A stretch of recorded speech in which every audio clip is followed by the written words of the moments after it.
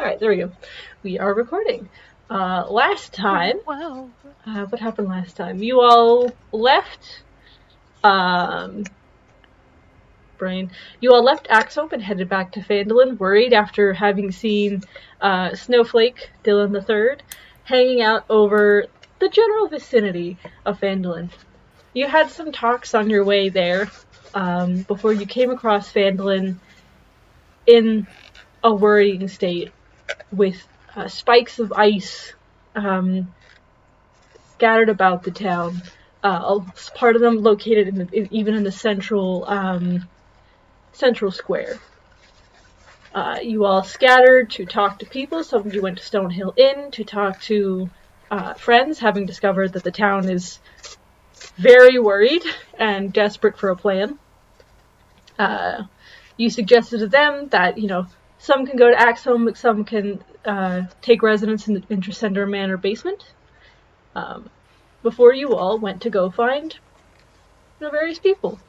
You sat down, Lycan and Blossom sat down with the riddle, joined later by Sedge, while Helu and Marcus went to go find Halia, only to find her missing. At which point you started exploring, investigating her business and her place of residence, discovering some worrying secrets about her. Afterwards, Marcus sat down to talk to his patron, but it was kind of for shits and giggles, not expecting it to work, only to discover his patron was not happy with the the messing around aspect of it. And we left off with Marcus having an existential crisis 10 to 20 feet in the air with Helen worrying looking on. Oh boy. I do, DM, I do want to say for future reference, if there's ever a point when you're talking about Marcus and or Helu in a group as a unit, you have to refer to us as the 5%ers. Yeah. Fucking team 5% over there.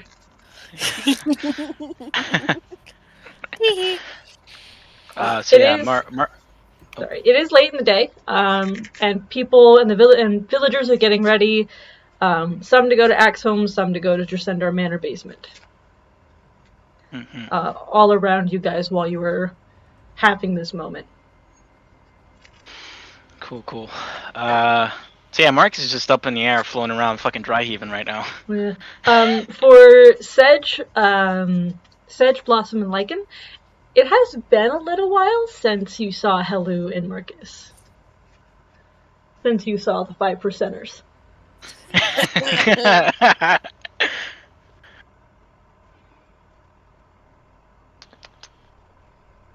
What are y'all doing? Don't worry. Well, we were big braining. They were existential crisis. I never know what they're doing. We're playing investigators, okay? They're having a galaxy brain shutdown. Yeah. Yeah, it was Galaxy Brain moment, and then immediately it tanked. Immediately, you were expecting 80 miles an hour. You were expecting big brain. You got Galaxy Brain, and it shocked you.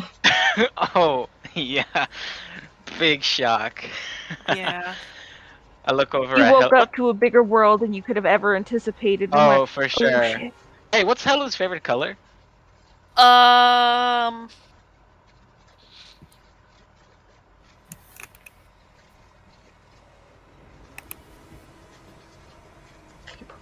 I'd say blue. Blue? Yeah, like the nice blue on the clear summer day. You know, that kind of blue. Ah, wow. Sky blue, or eggshell blue. Like that. You know, that summer day when it's not too hot. And there's a nice breeze, and there's maybe a few clouds in the sky.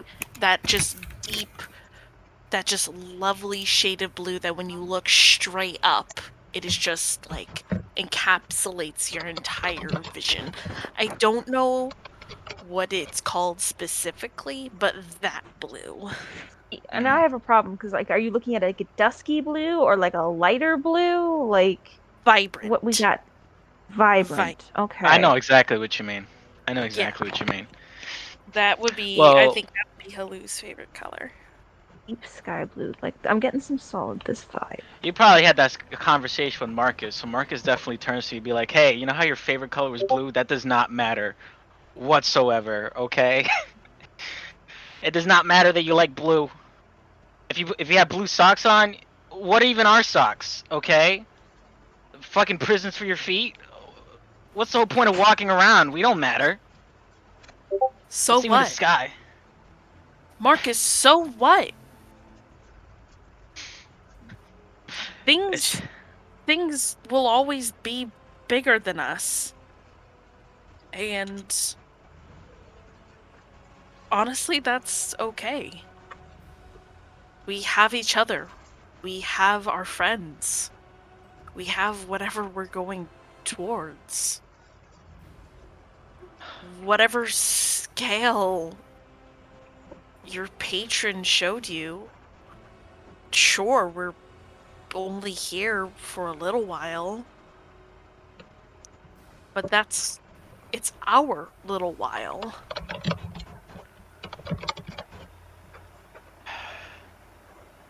I just don't know Helu right now.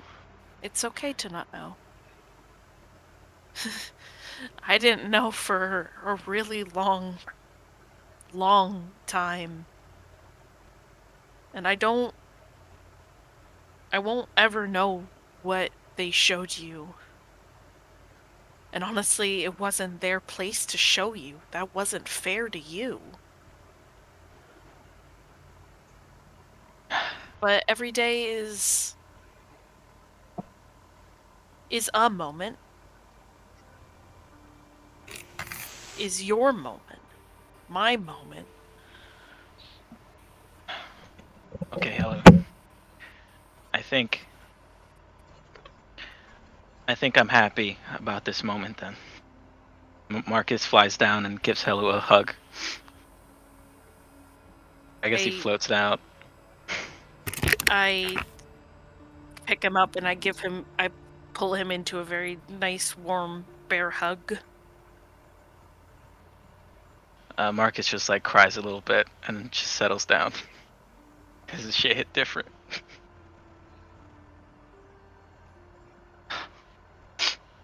Alright, we should head back to the others and probably settle down. I think I just need to lie down for a little bit.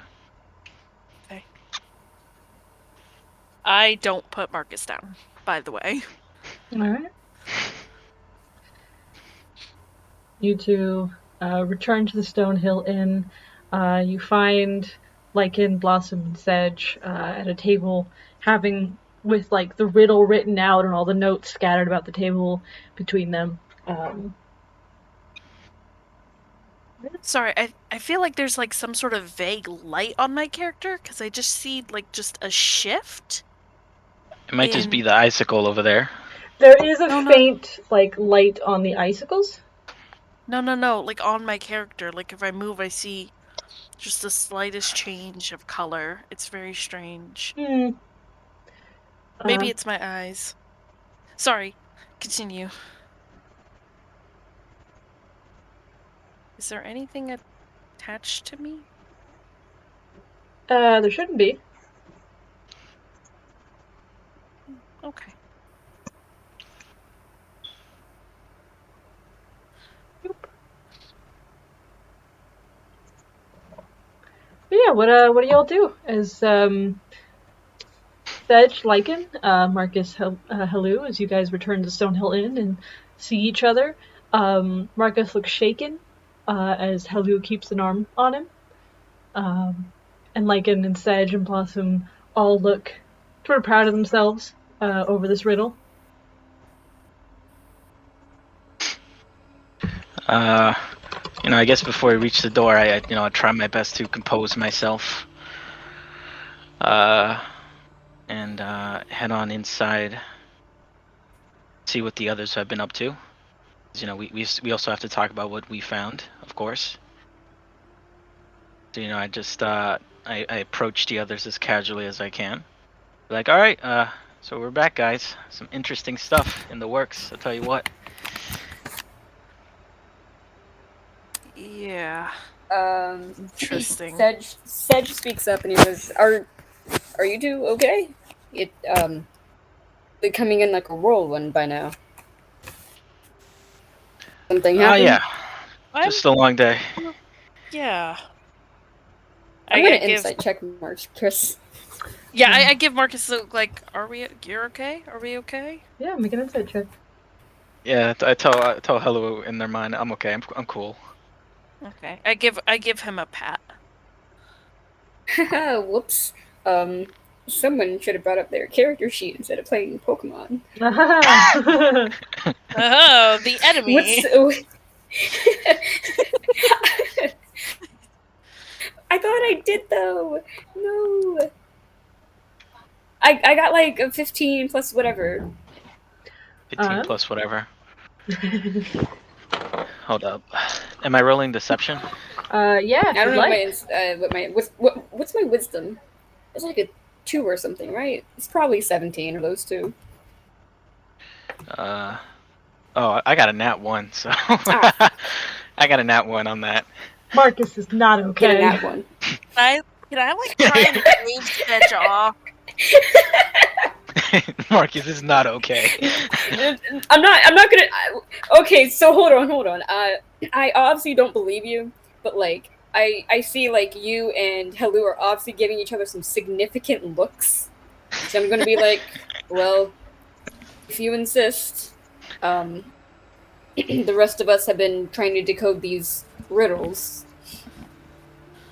Oh, right, from the letter. Completely forgot about it. What did you guys find?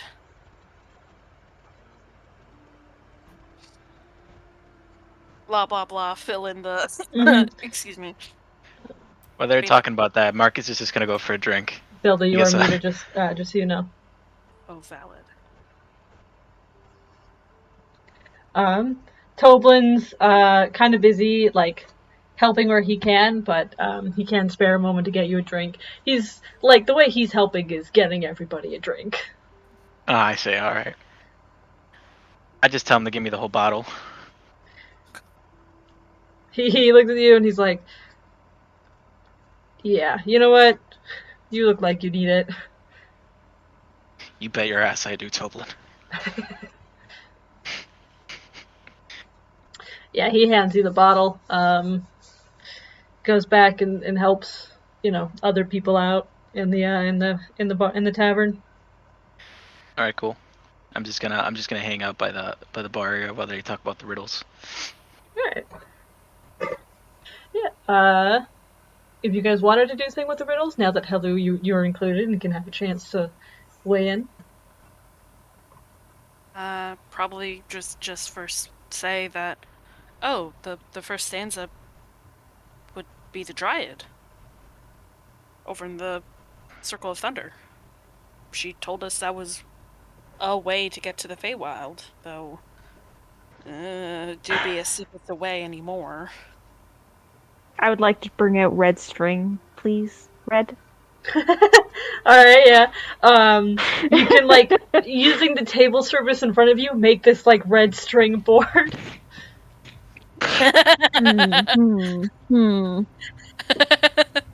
Like, I can get the height, so, like, I'm gonna, like, fly up so that I can see, yes. You guys got the Pepe Sylvia kind of setup? Yeah. Oh, yeah. Yep. Excuse me. He's not I'm that here. frantic yet. Can I ask Toblin something too, by the way? Yeah, what are you asking him? I just be like, hey Toblin, if I wanted to send a letter out here, where do I go for that? A letter. I mean, you could ask Barthen to take it with him, or the woman at the Lion Shield Coaster. Halia, if she's around. Definitely make a face at that. Keep in mind, the Lion Shield coaster is run by a different woman, not by. Yeah, it is. Yeah, Yeah. we worked with probably. Halia runs the Phandalin Minor Exchange. Yeah, Right. sure. Yeah, that's true. Okay, Uh, okay. So yeah, to tell me, I appreciate it, and Marcus just starts writing a letter over at the counter while he's drinking his little bottle. Alright. I would probably fill the others in on sort of the notes we've found. That Halia is missing, like full on. Seems to have maybe skipped town, maybe was kidnapped. Who knows? Um, not at the minor exchange, not at her house. No signs of struggle. We found letters about us, and then later found the dossiers, and then later found the cipher, and then found that she's part of this really weird ass shadow merchant guild thingy. Yeah. Oh, excuse me, and the handprint. Can't forget the handprint. Right, yeah. Yeah, that Halia might be an agent of the, or is an agent, but who knows of what level, kind of agent she is, of the Zentarium. And then Centurion. make like a little simple drawing of what the sigil looks like on the medallion, and show the pages that we copied out of her journal. And if Sedge asks how we got all this information, I'm just gonna say, don't worry about it. It's fine, don't worry about it. He's like lawful neutral. He doesn't care about breaking and entering like that. He's just mad we were reading diaries without him, bro. Basically. I'm gonna pull out a blue thread now and add it to this damn pile of crazy. Oh yeah, chaotic. That's what Helu's alignment is. I forgot she was chaotic neutral, to be perfectly honest with you. Most of our characters tend to end up being that way, eh? Yeah. Most people tend to be neutral good. A lot of people like chaotic neutral as an alignment for their characters, though. 90% of my characters end up being chaotic good to neutral.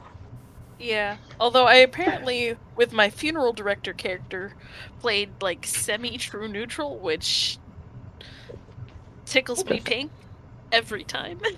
Anyways, continue. Yeah, you guys can pass information back and forth. And you guys can discuss it now if you'd like in character, or we can move on to... Yeah. Yeah. Marcus finishes up his letter, puts it away, and goes back to the desk. And is like, yeah, we have to obviously make sure nobody's listening in. We have to tread lightly with the whole Halia thing. This organization, they're no one to really mess with. The Zentarium, or aka the Black Network, they're pretty intense. We wouldn't want to get on their bad side for sure. What if we already are? I mean, I can't really think of how. I'm not so sure. I really don't think so. I don't think we entirely align with anything they would be entirely interested in, to be honest. And if we were on their bad side, there would be bigger reports of us in terms of Halia's notes. As far as I'm aware, if you guys have to think about this organization, if you need something simple to kind of grasp on, I've always considered them more of like what you would call it, a protection racket on steroids. That's the best way to put it. When you really think about it, if you control the means of protection, you control everything. You control the way you protect people. You control the merchants. You control the merchants. You control the coin. You control the coin. You control everything else. And that's, as far as I'm concerned, that's the basic premise of these guys. They're trying to corner in the security market in order for them to kind of have a monopoly on everything. They aren't mercenaries themselves. They're just the people behind the mercenaries. They provide the best of the best, but they don't have much of an ethical code. Let me put it that way. That's troublesome. Not only do they deal with providing protection, but they also deal in, since they have their hands in pretty much everything, they also deal in selling illicit goods. That doesn't just mean drugs, but also slaves. So yeah, we have to be careful in how we deal with this whole Halia thing. I really feel like we don't have time to worry about her right now. Yeah, that's true. Of course. I mean, if the opportunity arises, down the line, we have to be careful on how we handle it.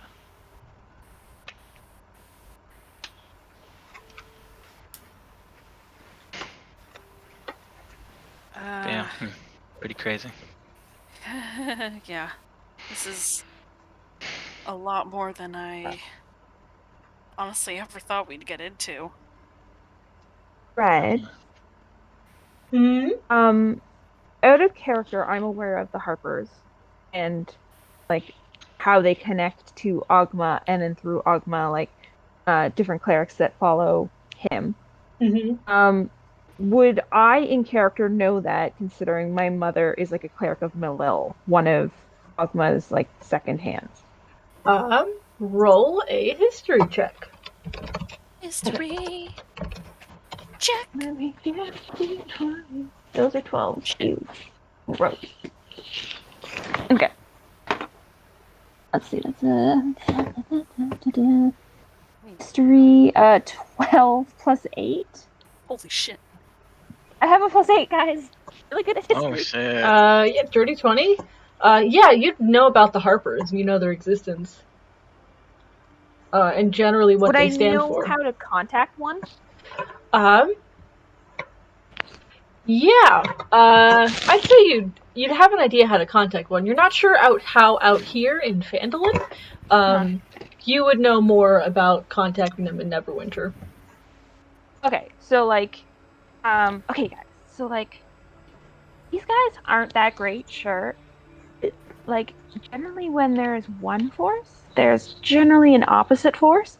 They kind of either use their power to like balance that. So if we have a name, I can reach out to someone in a city somewhere to potentially help with that.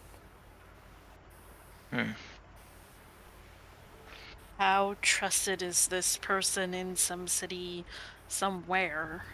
I mean, I personally don't know them, but the organization is trustworthy, and my mother has always said, like, trust the Harpers. But out of curiosity. Yeah, you can also roll a history check. Probably gonna end up being like a dog shit history check, to be honest. Alright, I need a d20. Here's a d20. Natural 20 plus 1, 21. That's honestly surprising. Yeah, you would have heard of the Harpers, but given the nature of your background, you wouldn't have heard like as much as Lycan would have. You would just know that the Harpers are generally spoken of in good terms. Let's see here. They fell out of practice and then they came into practice, and it's kind of in a cycle. They are like proponents of like equality and in equal treatment for all.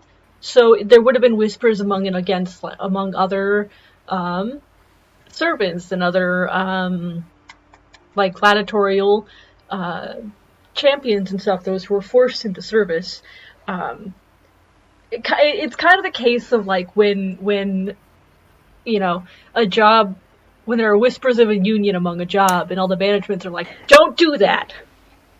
The Harpers are like the union of that. Oh boy, yeah, I would have been like, hey, why are you guys talking about these people? It's great here, because Gilded Cage. Yeah. Oh, yeah! I've heard of those guys. More people should hear about them. They're pretty great. Personally, I don't think we should get someone else involved in this. We don't know exactly where Halia stands in all this. She could be deep in it. She could also just be in it for herself, trying to use the connections of the organization. That's another possibility. I mean, she could be someone pushing illicit goods. We're not entirely sure yet, but what I am sure of is that But what?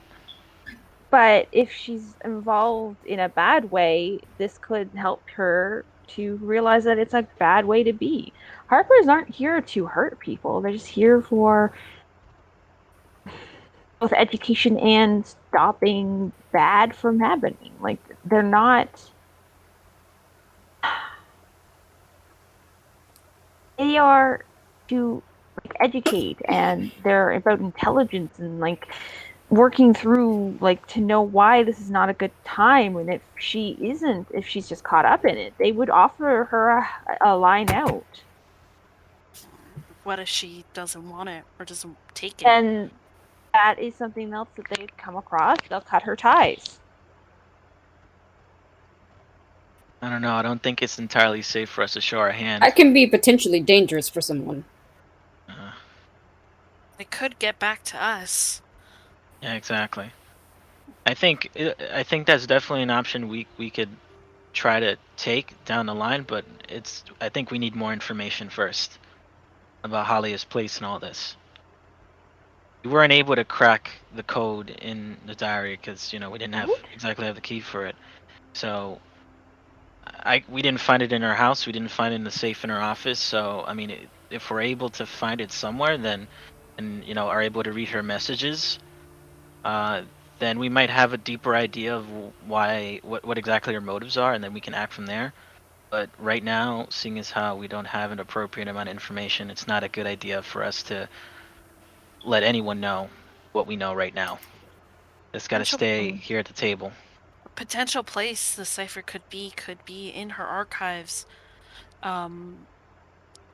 at the miners' exchange. But considering how many records are actually there, we don't have time to sift through them. We have a dragon to deal with. Honestly, personally, the chances of us finding it written down somewhere, I think, are kind of slim. Anybody worth their salt would probably memorize it and then destroy it. So I'm not sure if we would. Yeah. Especially if she's part of this group. With how bad you're saying it is, I have no doubt in my mind that they would cut any loose ends they find. Red. Mm-hmm. I took Eyes of the Runekeeper. Would this help me? Let me look at that. Because you understand all written languages, and ciphers are. Sorry, you can read all writing. I'm not just going to say that it's going to just immediately do the thing. I'm wondering if it would help. Let me check the wording on that.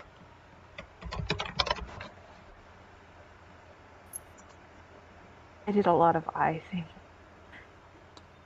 Player's Handbook 111 or.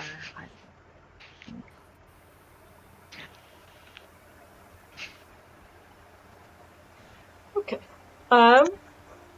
I also quickly looked for Reddit because I knew there'd be discussion on this. Of course there would be. And I'm agreeing with this thing says is that while you may be able to read any writing, you don't automatically understand what it's saying, such as you may read a statement as copper waiter seeking moon pigs for quick feast. Like, you understand the text, but the subtext is not something Eyes of the Runekeeper is going to give you. Okay, cool. So if I paired that weird way of reading, which can be very literal and can work with code, and pair that with potential general intelligence, could I give them an idea of what they might be looking for? You could, but they also don't have the journal, I believe. We copied down the pages Right. with the symbols on them, like the entire page, wonky words and phrasing and everything. You Yeah. could try with Eyes of the Runekeeper and then a general intelligence check, but without the Okay. cipher, I would say it would take you I'd say a day's worth of sitting down and going through it. Okay, cool. I mean, I'll pose that to the group that like I can look it over and see if there's anything I can work from, just general knowledge, especially if we're gonna help them like pack up and stuff. Mm. Well, how late in the day is it? Like, is it Oh, it's going? late. Like it Okay. We it need to took a go to few bed. hours. Yeah, it's about bedtime. The sun has set. Are we helping them pack up? I thought we were just. I Sun's think asleep. moving is going to be like tomorrow. I think people are starting to pack up. Yeah. I think like the main move is going to happen mostly tomorrow.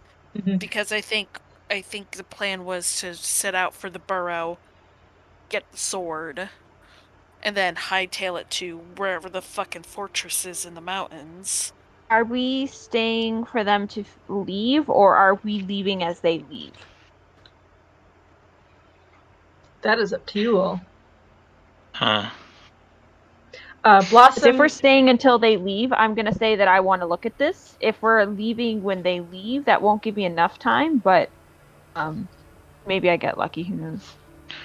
It seems like they're Blossom will gonna take out also, some. real quickly, Blossom will also speak I up. thought we were heading out first light. Yeah, that's sort of what I thought too. But Blossom will speak up and say, they'll need someone to lead them to Axholm, and I can go with them. Shit, Kate's here. Hey, Kate. You tell me you're here. Oh. No, that's a great idea, Blossom. All right. That way we can head out. If you're Should sure. probably get some rest first. Yeah. Yes, and I'll be sure to find you all later at a later time.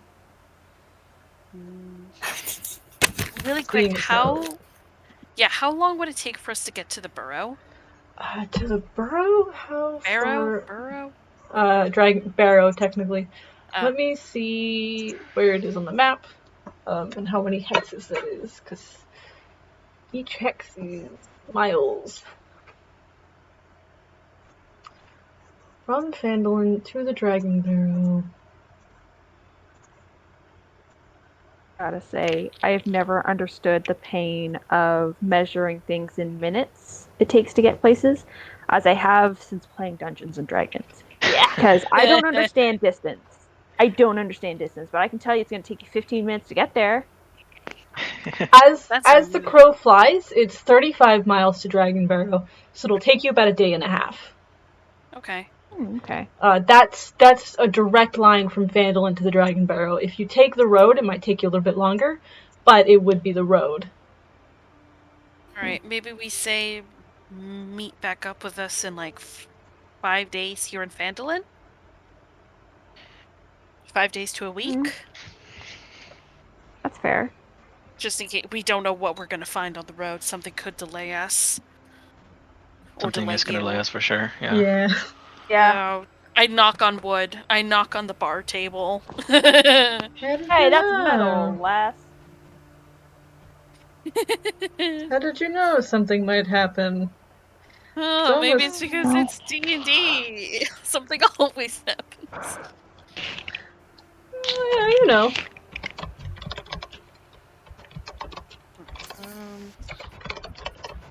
Coy with this red. You know you And have to shut your Falcon was gonna go They're up not the group to wearing Axholm, any right? Yeah, Yes. Falcon offered to go with the group to Axholm. He is a, woodsy guy. He can track pretty well. He may not know the location of Axe Home exactly, but he is a good hunter and can help provide food for the people there. Uh, Yeah. Hopefully, I mean, if we had to estimate, I don't know, maybe a week and a half, 2 weeks, they'll have to be away from Phandalin. I'm guessing. I'm not sure. We'll have to see. Yeah. Alright, guys. Seems like we have a game plan. I think we should get settled in. So then we could head up bright and early tomorrow. Agreed. Yeah. You guys can find room with Toblin. The rooms tonight are on the house. Nice. As thanks for all that you've done and for clearing out Axe Home right as they needed this sort of thing. God, yeah, it's a good thing we fucking cleared that bitch out. Thanks, Toblin. Yeah.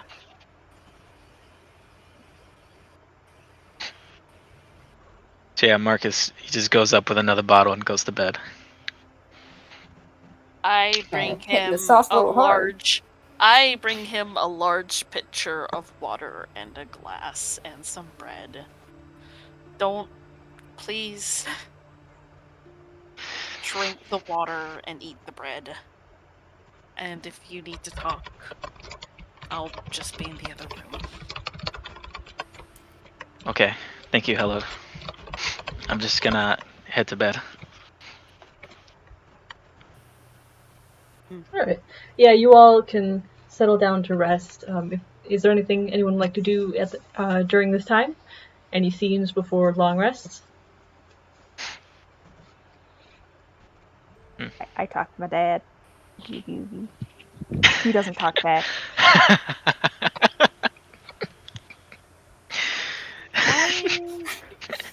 Mood. Not I for me, wanna- no. I would like to talk to Ronan about possibly staying close to Phandalin for the people who are staying at the manor.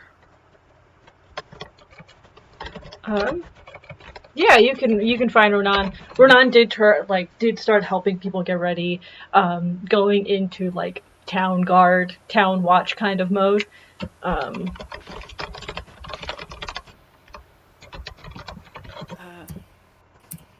You can approach him, pull him aside, and he goes, "Oh, what's going on?" I just wanted to ask if, well, only if you're okay with it. Of course, because you're a person and stuff like that. Would you be willing to stay with those who are staying at Tresendar Manor while we go to the Barrow?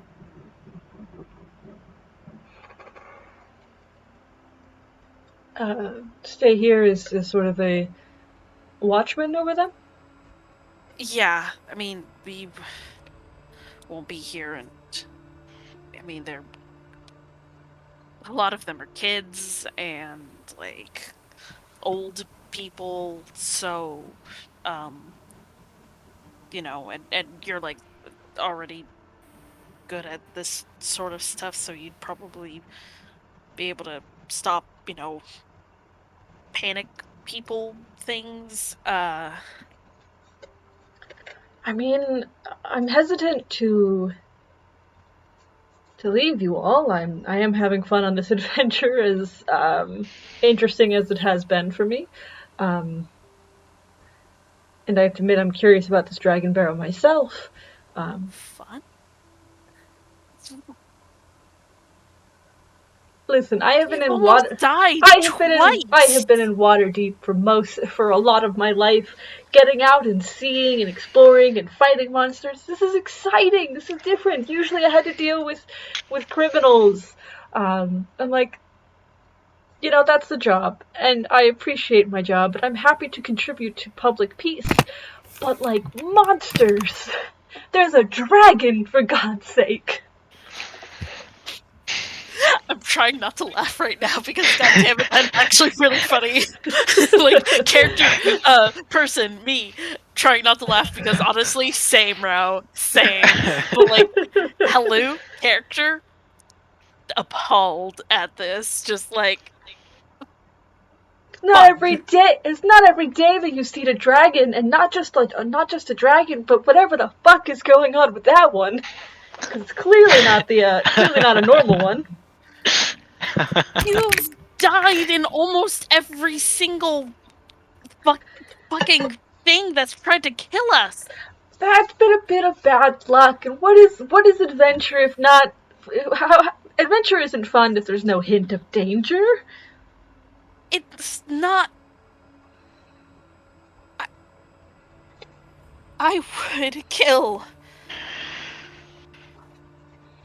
I would give up my ability to fight in a heartbeat to just stay in somewhere like Waterdeep. And this is fun? Why don't you? They would get killed without me. You would get killed. I'm not asking what what their reasons are. I'm asking what your reasons are. Like, if you want to, then our parents would be there for you.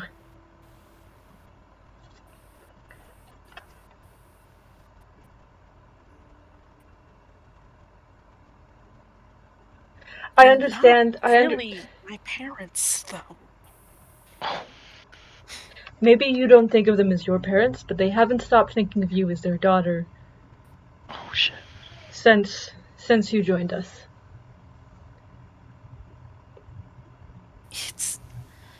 It's been over a decade. They're still hung up on me. They have better things to do with their life. You have more to do with your life than We're not hung up on you. You're my sister. I care about you. I care about your well-being. They consider you their daughter. Of course they're worried about their child. They're not hung up. They're parents.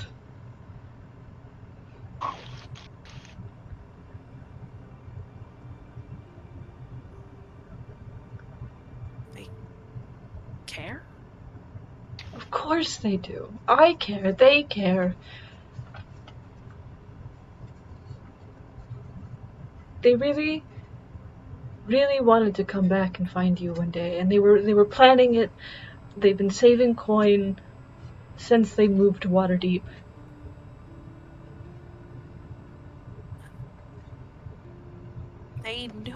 They barely knew me.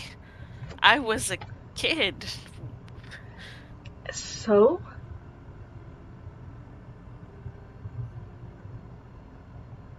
What could I give them? You don't have to give them anything. You don't have to give anything to be cared about. Damn.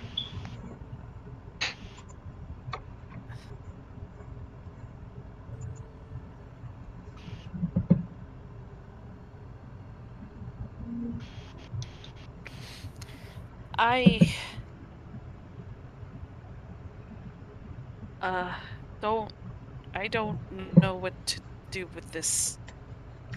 Look, I'll stay, and then once you're done with the barrow, you can come back and get me, because you are not tracing down that dragon without me. You could literally die. I am not missing my chance to fight a dragon. God damn it, what is he? It's such a funny fucker.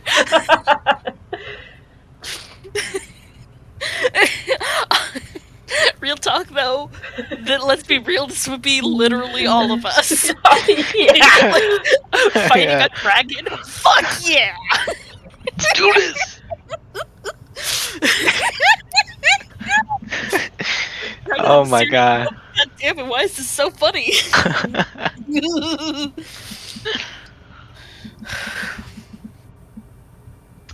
Damn, I mean that it. shit hit. I mean it. If I find out you left for the dragon without me, I will hunt you down myself. I will tell Mom and Dad on you. See you. I wish that was more of a threat to me than it currently is. Rest assured, it is a threat. Oh, I know. I can tell. You might want to add legend to the mix, at least to make it more real for me.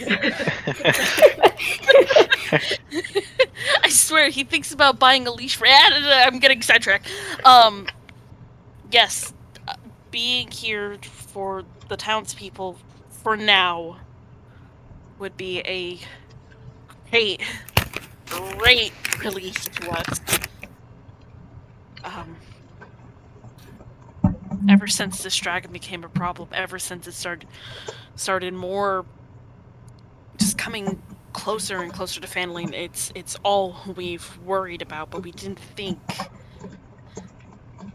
it would be like this. I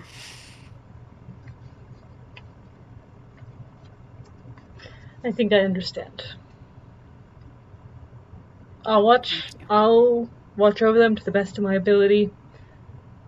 You go get whatever is waiting for you at the barrow. And then you come back and you get me. And then we can go take on this dragon menace.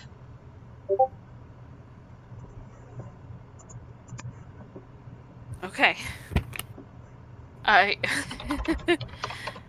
Alright.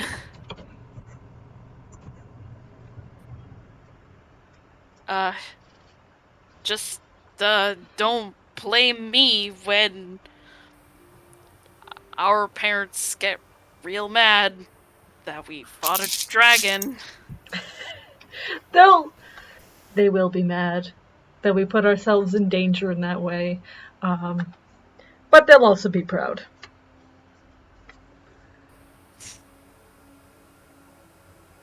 Character side, this entire conversation has been incredibly mind-boggling for Halu.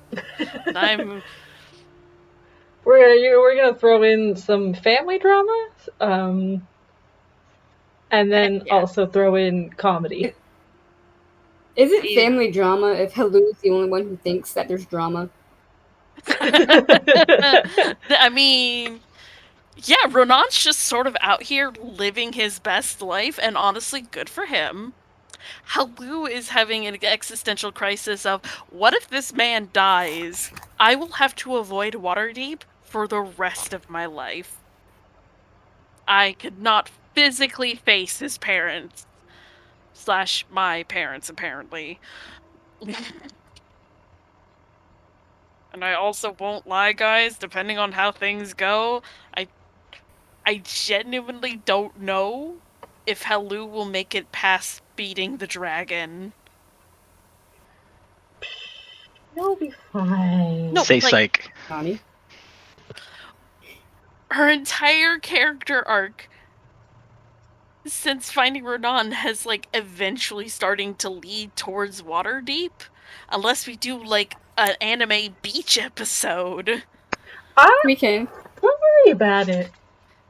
I don't know if she'll stay with the party. I don't like that, Red. Don't worry about it. I don't. Shush. Shut your DM face. Keep your red face. That's fine. You can keep that face, just not the DM face. Rude. Shut your red hole. Wait, no. Backtrack on that one. I take that back. Abort. Too late. It's been set into existence. And it has been recorded. No! I regret every decision I've made in my life up to this point. someone end my suffering. Okay, I'm glad that was taken care of. Don't worry, I suspect my DM powers will mean that your suffering may not be ended, but it will be redirected.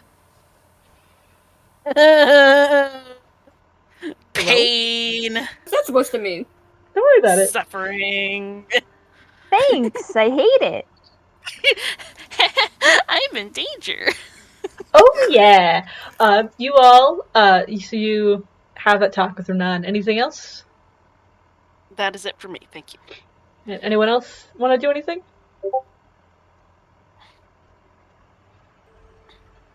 Sedge, did you? No, not right now. Okay. Well, if there's nothing else, you all can find your way to your rooms. Each going to sleep. It's been a long day, and you sleep to nightmares of white dragons and strange dark queens. You all get the benefits of a long rest, and you wake the next morning bright and early to a town buzzing with activity. Oh boy. This activity might attract something. Yeah. That Well, was actually a great point. Give me I Where is the dragon? I'm sorry. Just had to do it to him. By attract things, I mean like I meant like those geese from earlier. I might attract all the geese. Hashtag first Canadian geese recorded into the world. Pure menace. Yes. Obviously, I meant the geese are being attracted by all the activity. They're wanting some handouts and also fresh blood.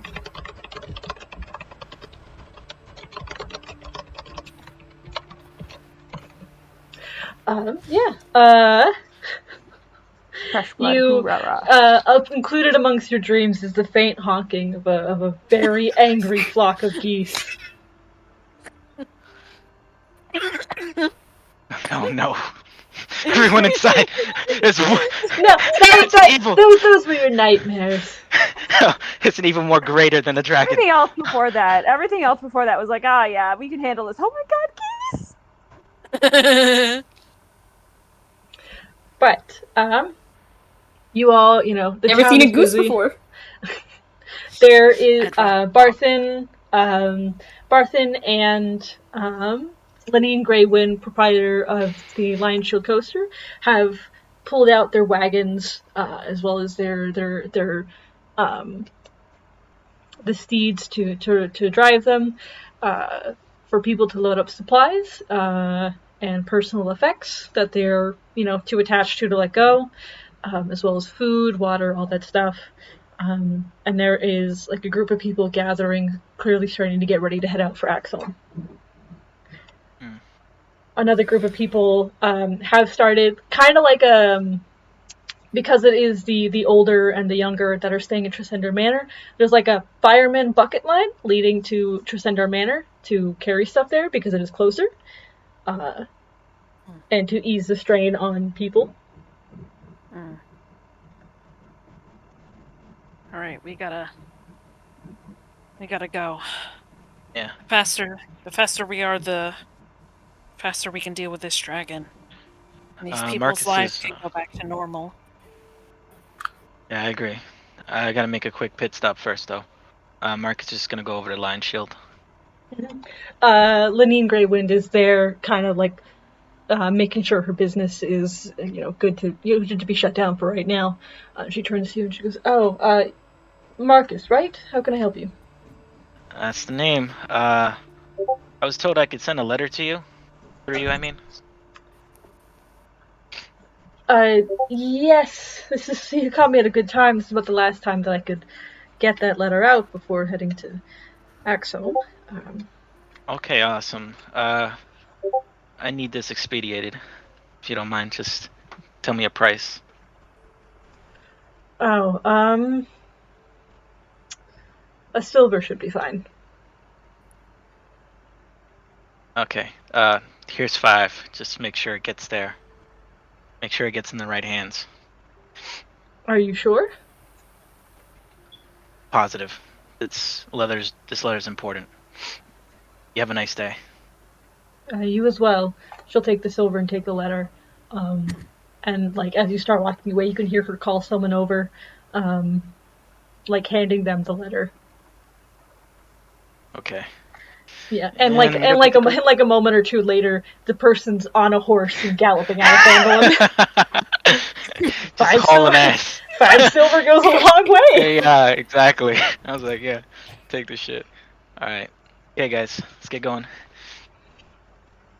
What did you pass off? Just sending a letter out. To who? Family. I look at Sedge like, huh? Like, do you know Marcus's family? Sedge shrugs. Well, you know, to be honest, Marcus and Sedge don't know each other that long. We met in jail. Well, we've been traveling. We've been traveling together like 2 or 3 months now. I feel like we know each other an okay Well, amount. no. Like, Beyond that, you know more about Sedge than Sedge knows about you. Really? Yeah, That depends entirely on what Sedge asks Marcus. Which probably isn't a lot. he's been kind of sad. I'll be honest. He's getting better, but he's been sad this entire. Sad. You met 2 months ago. His father died. He's been like going through it. Sad boy hours. Wait, He really hold has. on. Hold on, Red. How long would you say we've been like doing this shtick? Like A month and a half, right? Or a month at least. Oh, not Just a month and a about. half. What? It takes a few days to travel, say, to and from the Neverwinter Woods, and to travel through it. Yeah. So a lot of your Every time time has we been go, spent in yeah. the Neverwinter Woods. It's been about a month, maybe a month and a half. Yeah, hello. Yeah, Bones, when you think about it, every time we go on an adventure, it takes us like 2 or 3 days to get there. Then we're there a day doing what we need to do, maybe 2 days, and then 2 or 3 days to get back. So every time we go on a quest or something, we're gone for like a little less than a week. How many quests have we had? Oh, like 5 or 6 at this point. Yeah. Okay, so yeah, apparently a month and a half, roughly. Mhm. Yeah, and That's remember, so weird. immediately before this, Sedge's dad like died. Oh yeah. Sad boy Oh hours. god. Yeah, and like 2 weeks before that, Helu would have turned 16. Oh my god. Oh my lord. Oh my lord. Oh boy. Okay. Y'all have been bonding. Y'all have been speed running this bonding experience. Yeah. We're all neurodivergent, and we all have like some sort of trauma. This is all trauma bonding. Let's get to shit. Let's get to shit. Yeah, Let's be honest, if you don't trauma bond, I don't know how to do any other bonding. God, that's a mood. Mm-hmm. Speaking of which, is Falcon around? yeah, Falcon is in the group getting ready to head to Axholm. I approach him, and just kind of I ask, everything good? Everyone all packed and ready? I'm sure Blossom is there standing next to him. Yeah. Blossom is helping the best it can, using spells to sort of help manage things along where she can. And then Falcon is there, like, helping, guiding people, carrying what he can, all that stuff. And he turns to you and he goes, yeah, things are... Well, they're not great. These people aren't survivalists. Many of them are miners, of course, but they aren't survivalists. I'm sure with you and Blossom and I don't know the other people, and Pell, sure, he's in there. Looking out for everyone will be fine. They'll have a roof over their heads, which is a lot.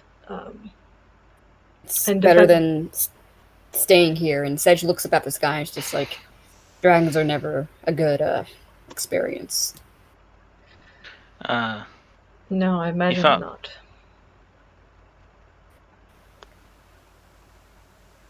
What were you saying? I was trying to say, hey, Falcon. Sorry for interrupting. It's all good. He turns to you. Yes? It's probably gonna be cold up there. Did you finish up that thing you were working on? Oh, yes, I had just enough time to get it done. Oh my god. Sorry, God. the edges might be a little rough. I was able to get them tanned, and, cut roughly in the shape of cloaks. So you can probably seek out a tailor at some point to clean them up and embroider them or whatever you want. But I will pull out the boar cloaks. I hold them in my hand. Yes. I'm like, no, Falcon. These are perfect. They got your special touch to them. Thanks. If Right. they came, since they came from a creature like Gorthok, they're probably more prone to enchantment than standard cloaks. If you have the time and resources, I recommend seeking someone out who can pull out the latent enchantment in there. I don't know Okay. about that sort of stuff, but I'm sure you could find someone. All right. I grabbed a lump of cloaks, and I walk up to Helu and I say, "Helu, kneel." I will roll my eye, just like that teenage, like, oh my god. Just sass, and I will kneel. Kneel. I'm like, even when I'm kneeling, I'm still as tall as you. We are now currently eye to eye. Perfect height. Yes. Helu, destroyer of orcs. Do you promise to protect the weak, the able-minded, and all who seek your help? Yes? What else would I do? Tell them to fuck off? You're ruining the moment, Helu. It's supposed to be historic. Sorry, I didn't know this was gonna be, I would have rehearsed in the bathroom before this. I bring up the cloak and I wrap it onto Helu. Oh yeah. It is thick and it is immediately very, very warm, and you can feel the very faint static of the remaining thunder of the thunder boar. I go up to Sedge and I say, "Kneel." I am still next to Falcon trying to talk to him. Remember, Kneel. we were in the middle of a conversation and you interrupted Do us. Yeah, that's right. Blossom. Do Blossom next. Oh, okay, yeah. I say the same thing to Blossom. Blossom will also sort of roll her eyes, but yeah, she'll kneel. I say the same spiel, and then I put the cloak on Blossom. She takes it, wears it, and spends a minute kind of getting to adjust, and then just kind of seems to be proudly wearing it. Yeah, It's just right. gigantic on her. Yeah, it's very big on her. I then want to walk up to Lycan. And I say Lycan. I know before we didn't get off on the best of footing. I might have came off as saying that I was questioning your abilities or your motivations, but to be quite honest, I was just telling you what I would have wanted to hear if I were in your shoes. I almost lost a very close friend of mine due to what we do here. And I really just wanted to be absolutely certain this is what you wanted. I can see that you're fully capable of taking care of yourself and you're fully capable of being a valuable member of Banes of Thunder. Mhm. And Okay. I just I'll be right back. wanted to Give me say just a that second. I built. Oh, okay. Keep going. Nope. All right. I just wanted to say you have my support if you wish to join us.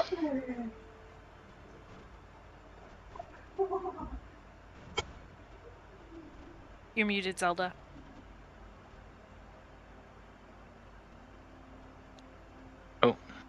I don't hear. Zelda? Um.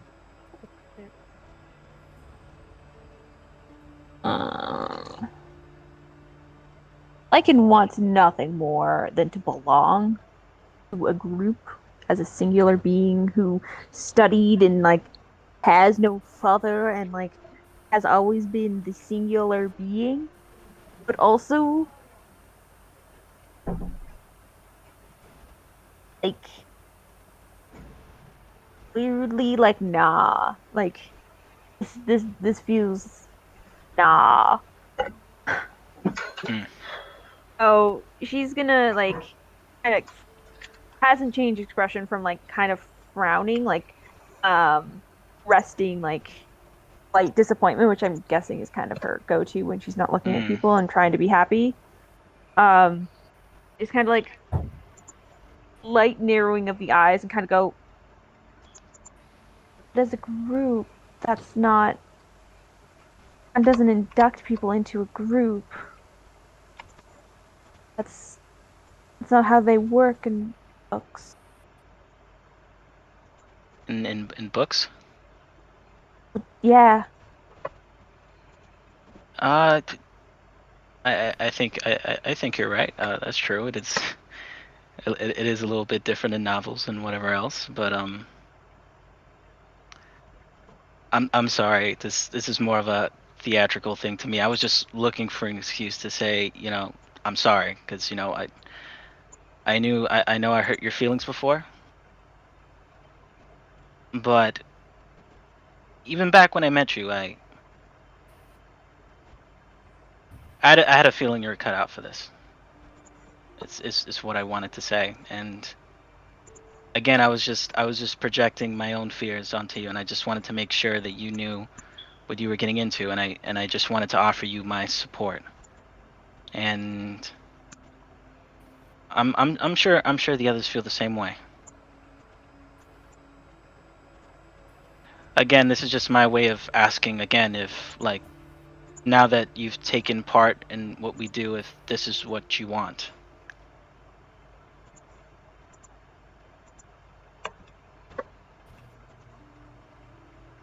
I want answers and I want truth and I want so many things, but that doesn't come from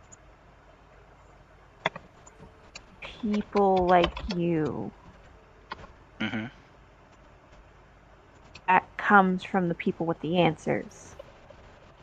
Yeah, of course. And there is one thing I am fairly certain about with this group. Um, you do not have the answers.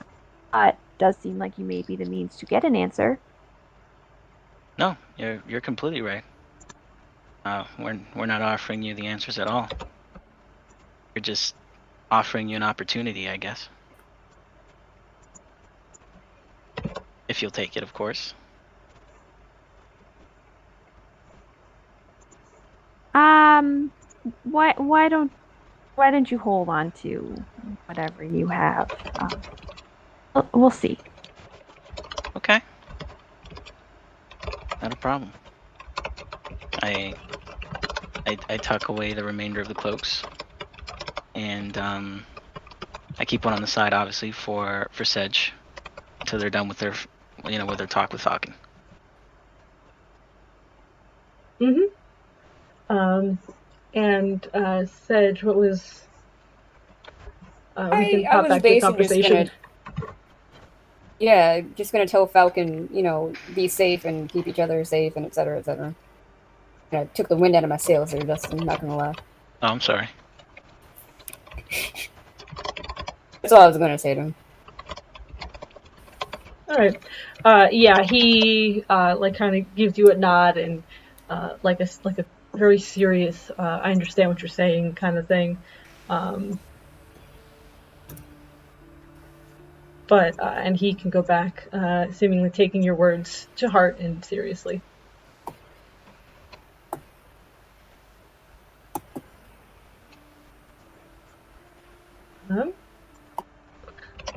Is there anything else you all want to do? Not catch that. For some reason, you're like really quiet for me right now, Red. Oh, sorry. Is that better? Yes. Yeah. He just acknowledges what you say with a look of seriousness.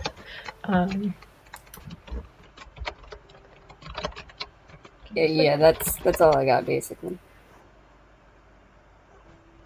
All right. But yeah. Anything else anyone wants to do before you head off officially? I'm good. Yeah, I'm set. All right. Just a second. I am doing something off screen briefly.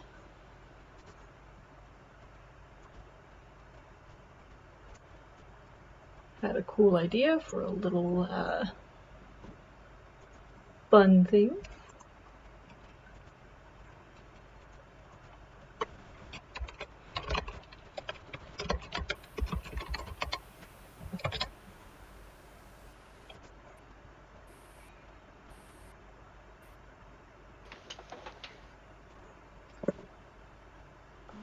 Okay, you all can head out onto the Storm Coast, stepping out of Phandalin, heading along the Tribord Trail north. Are you guys going directly, or are you taking the Tribord Trail onto the high road and up? I mean, if we go relatively close to the forest, then we can hide in there if we see Dylan. If we're on the road, What's it called? Not secure, but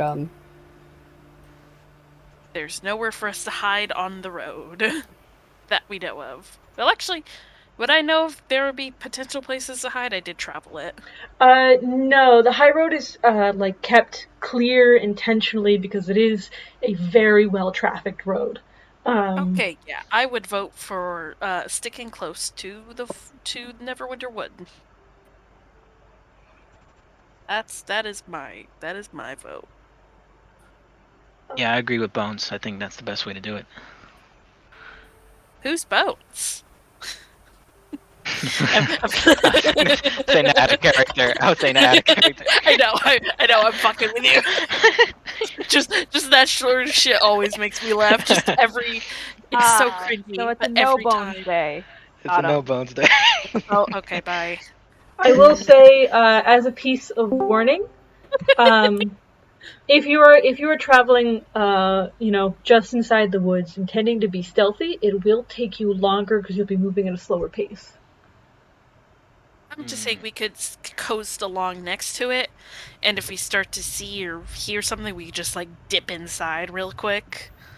Mm-hmm. But if you're intending to move stealthily, as in you're attempting to like keep an eye on the sky and avoid the dragon potentially, you will be moving slower because part of your process will be keeping an eye out for Dylan. You can move at the normal speed, but you'll take a hit to your like general perceptions and stealth.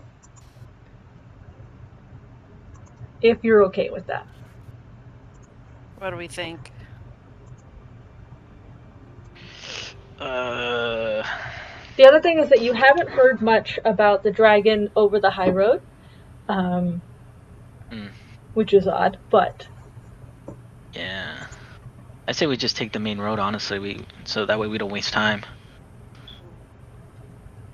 All right. Yeah, the road is known, and it is just off the high road, as you can see. But it does have open stretches, if you're worried about the dragon. It might we've take all like traveled this. Yeah, you've all traveled the high road.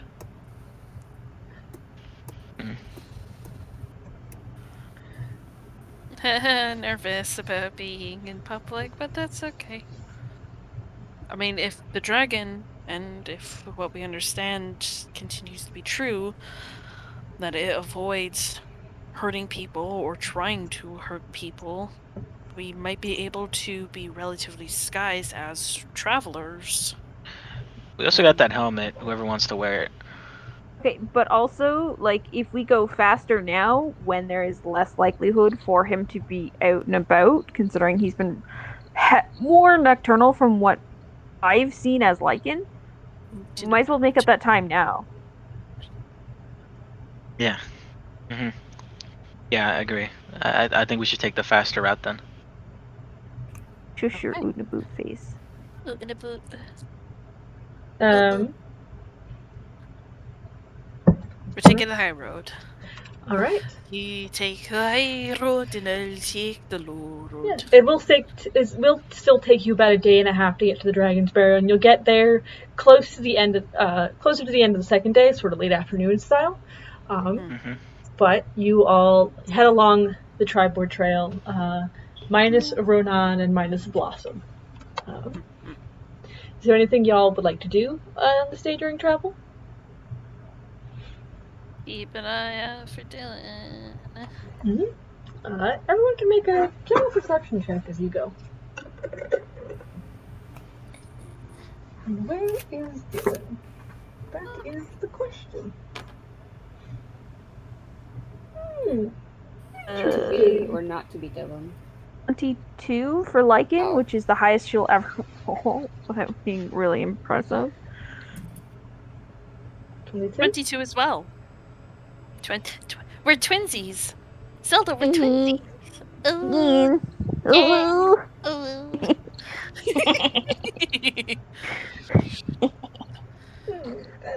I rolled on the Insufferable. table to see where the dragon was.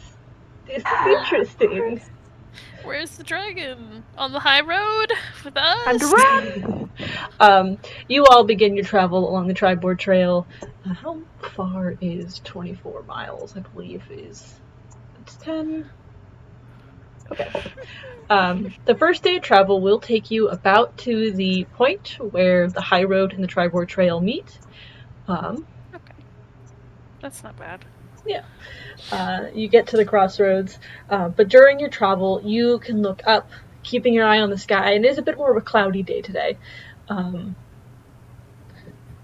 you look over and you're like, not on the high road, but distantly over the Neverwinter woods. There's a flash of a wing sticking through the cloud cover before it disappears back in. See, the woods were a bad idea. Don't go into the woods. That was entirely by chance. Well, it's a good thing we didn't go with my plan. Wisely. Yeah, really. The high road is an option on this table, but I rolled the Neverwinter woods instead. Yay! Good times. And because you know what the dragon looks like, and because you're keeping an eye out, you've seen it so many times, you can spot it, what you think it briefly is a dragon, over the Neverwinter woods, roughly where you think the loggers' camp is. Could I, before we have left, I don't know if it's too late, and if it is, that's fine. Could I have asked Falcon to check up on what's her face over at Umbridge Hill, Agatha? Yeah, that's fine. Gwen, Okay. Gwen, I think is her name actually. Okay. Oh, shit. Yeah, I know. I just saw Umbridge Hill, and I'm like, oh yeah, I should tell Falcon to check up on her. As soon as that thought entered my mind, it was gone again. Thanks for reminding me. I gotta sell something. Adabra Gwen. Adabra. Yeah. Let's go check on her. She is the opposite direction of where you all are going. But yeah, you could have asked Falcon to go check on her, and he would have. Okay, good. Just so let her know. Keep a low profile. But yeah, you reach the crossroad between the Triboard Trail and the high road. surprisingly, there are the Tribal Trail is significantly less traveled, because it is not like a main thing. Although Butterskull Ranch is farther along, and it does connect to some bigger roads to the east of the Sword Coast. So you see like a traveler or two just going past. They don't really say anything. There might be like a farmer or a merchant heading that way, or a general traveler walking by themselves. On the Tribord Trail? Yep. Okay, Not heading towards Phandalin, but heading past. And some heading towards the high road as well. Okay. Anyone... I'm gonna give a look to the others like, hey, should we tell them to, like, keep an eye out for a fucking dragon? Or should we keep that to ourselves to not incite panic? I feel like most people are kind of aware of the dragon, right? At least on this road. Who knows? I mean, that dude's flying everywhere. I feel like everybody's talking about him. Hold on. Did, like, back in Neverwinter, when we were all in fucking Neverwinter, did any of us hear any sort of bullshit about a fucking dragon? Nope. So maybe no one Hail, knows! friend, keep an eye on the sky. Yeah, let's just sound like straight NPCs. Yeah, you like walk up to like a random human, and he's like, "What?" I said what I fucking said. Okay, but I'm gonna go. why? There's things flying around up there, so you just keep an eye. Keep an eye. Stop being around the bush. Yeah. There's a dragon flying around. Snowflake Dylan III. Tell your friends. You say dragon, and he just looks at you, and he's like, "No, there isn't." Yes, there is. Yes, there is. It's almost killed us several times. We had to evacuate Phandalin! And if there is one thing I shall do today, it will be to make sure that no wayward soul is lost to a fucking dragon, dude. Like, does it look like we're kidding? And I point to the straightest face I've ever had. God damn it, man. Like, just take our fucking word for it. What's the harm in looking at the skies every now and then? Like, make God, persuasion checks with it. Someone make a persuasion check with advantage. I'll give someone advantage.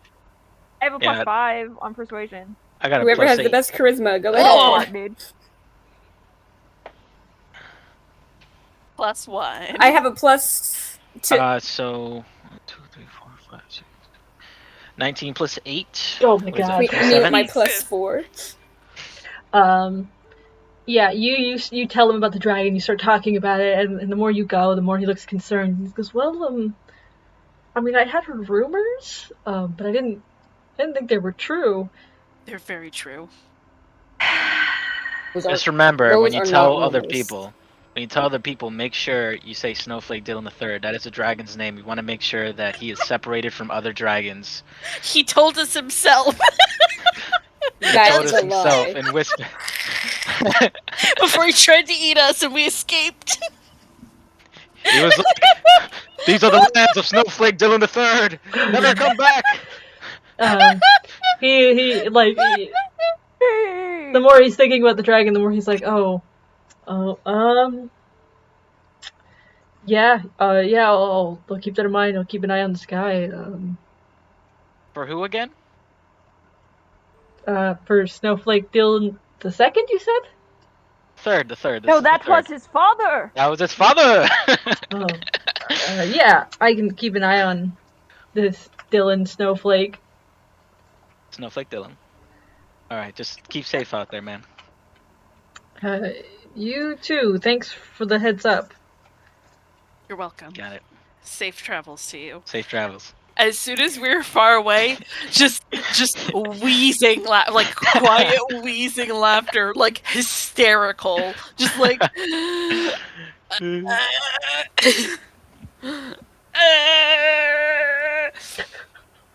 I'm having a midlife crisis. Snowflake Dylan the Third, because I have seen no such indication that dragons are named like that.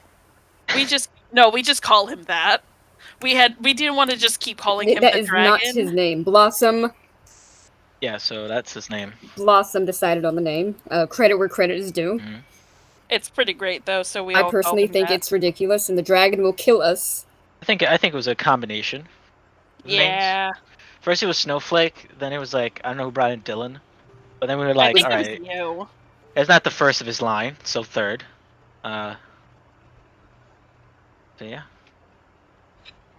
You Maybe we gotta guys- make a one shot where we fight like Snowflake Dylan Senior or something. you all can get into this discussion more. Yes, As you- yeah. Let's fight an ancient dragon.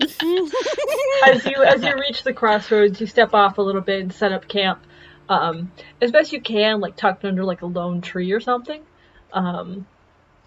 because trees out here are few and far.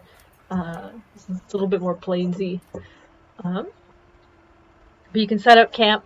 The high road right there, and you know that a couple miles north, Neverwinter awaits.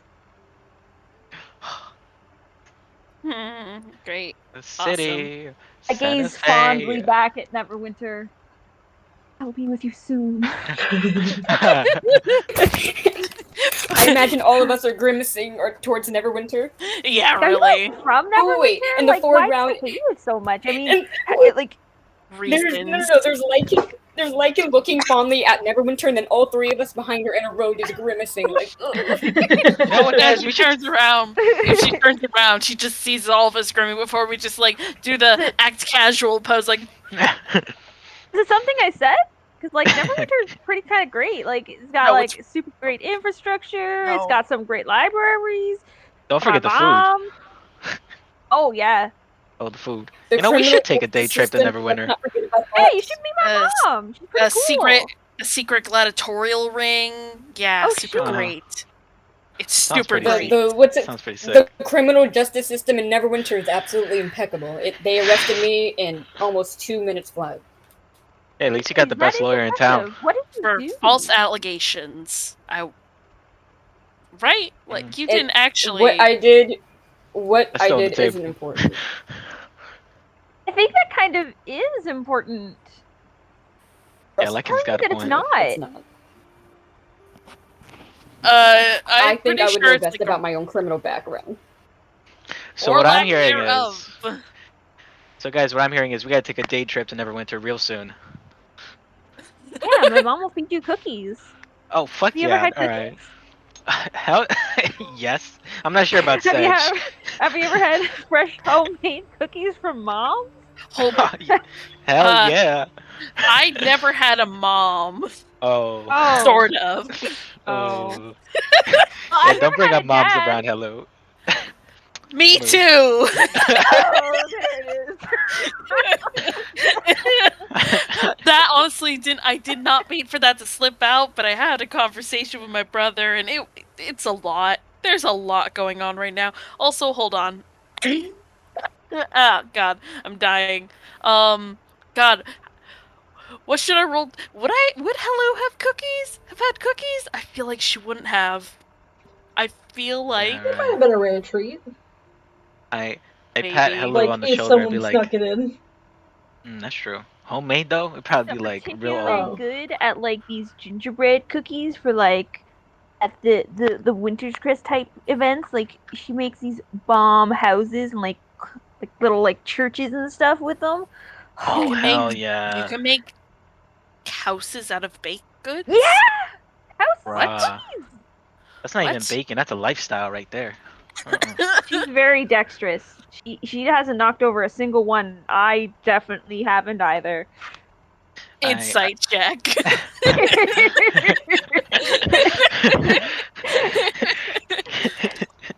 Lycan's wings flick a bit. Never ever. 18. Yeah, you know that she's absolutely crushed one of those by falling on it. Oh, that's 100%. fair. Yeah, I've definitely fallen on important things too. I never said I fell on it. Right, He's yeah. working many a crisis artifact in my life. Yep, totally totally made me believe you never crushed one of your mom's cookie ginger cake houses. It wasn't for a contest or anything. I wish I could see like a scrapbook of like Sedge's like youth. It'd be like page after page of him making the same face but looking just slightly taller during Christmas times in his Oh my onesie. god, the outfit changes for No. See, here's the problem. Here's the problem. Sedge has only been like grumpy after like, you know, his trauma. You've never met pre-trauma Sedge, have you? Nah. That's true. That's true. I just always thought Sedge was that way. I don't know. Honestly, I feel like Stern still kind of made it into its more like way of like Probably like approved, but I wouldn't exasperated say, like, older brother vibes. Like, maybe just God. like a little bit Exasperated. approved. Not even gonna lie, because he did grow Wait. up in like a temple or whatever. But like, Wait, have I definitely have not. I gotten your name yet? I know you're Sedge, but I don't know if I've gotten your last name. Because I want to know if I know the name. If can I tell if Lycan is trying to get my name for nefarious plots? No, Oh, it's just okay. like she's been introduced to everyone, and like that's kind of been a thing. Like, hey, this is so and so, this is so and so. But I don't know if Sedge introduced with like last name as well. Mm. Sedge is like, well, my name is Sedge, and for he looks over to Marcus. Legal reasons, I suppose. I wouldn't be giving out my last name. I give him a thumbs up. Nah. Then can I kind of do some kind of history check to see if I know of a Sedge that got arrested real fucking quick in Neverwinter? Yeah, you can make a history check for that. I love the look over at Marcus. That's a 16 plus 9 because I forgot I didn't have something equipped. Holy shit. It's a 25. Fucking Lycan reads the news every morning, bro. Lycan's mom is a cleric of knowledge. Oh Uh-huh. God. You would have Oh heard no. a rumor. Backstory. You would have heard a rumor that came through the library. You know, people gather in there all the time for different stuff, and so there might have been gossipers. So you happened to overhear a rumor about a priest being killed out in the docks area, a Father Augustus. And did you hear they caught the criminal? They say it was the person closest to Augustus, this Sedge fellow. Not from Neverwinter, from beyond it.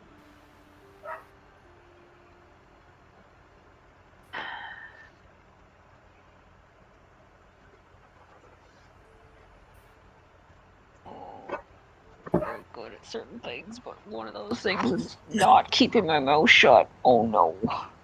R.I.P. Oh no. That is a 5. I just rolled a flat die to see if I'm gonna say something. That is a Bruh. 5. Oop. I'm gonna watch for Sedge's reaction as I say, I mean, you guys seem like you're from Neverwinter. Did you guys know Father Augustus? Ooh, you say that his face kind of he was kind of like neutral, but like now it's just like scowling, just like Yeah, I'm gonna no, take that as never a heard cut of it. off across the throat, like stop talking. I'm mind linked with Sedge. For legal reasons, I have to tell you to not say a word.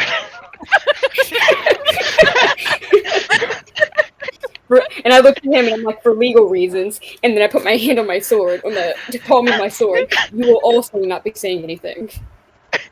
Oh, okay. I watched this and not knowing anything about fucking Mindlink go, God damn it, this bitch crazy.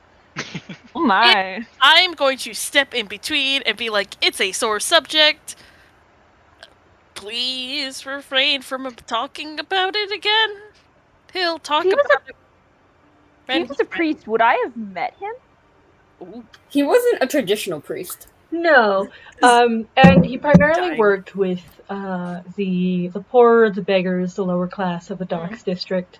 Sort of, I kind definitely of would have heard of aggravate. him though. Yeah, sort of, kind of aggravated those higher up just because of his actions and how like there might have been a guard that like got a little aggressive with him, and he just kind of went, "Hey, no, stop that." Get some help. Okay, I'm just gonna search Millwell. Let me introduce you right to my quick. pseudo son. He can set you on the straight and narrow.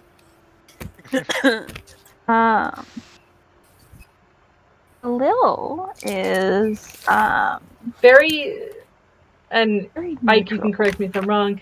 Very man of peace, but not above, like reprimanding someone or just or standing up to people.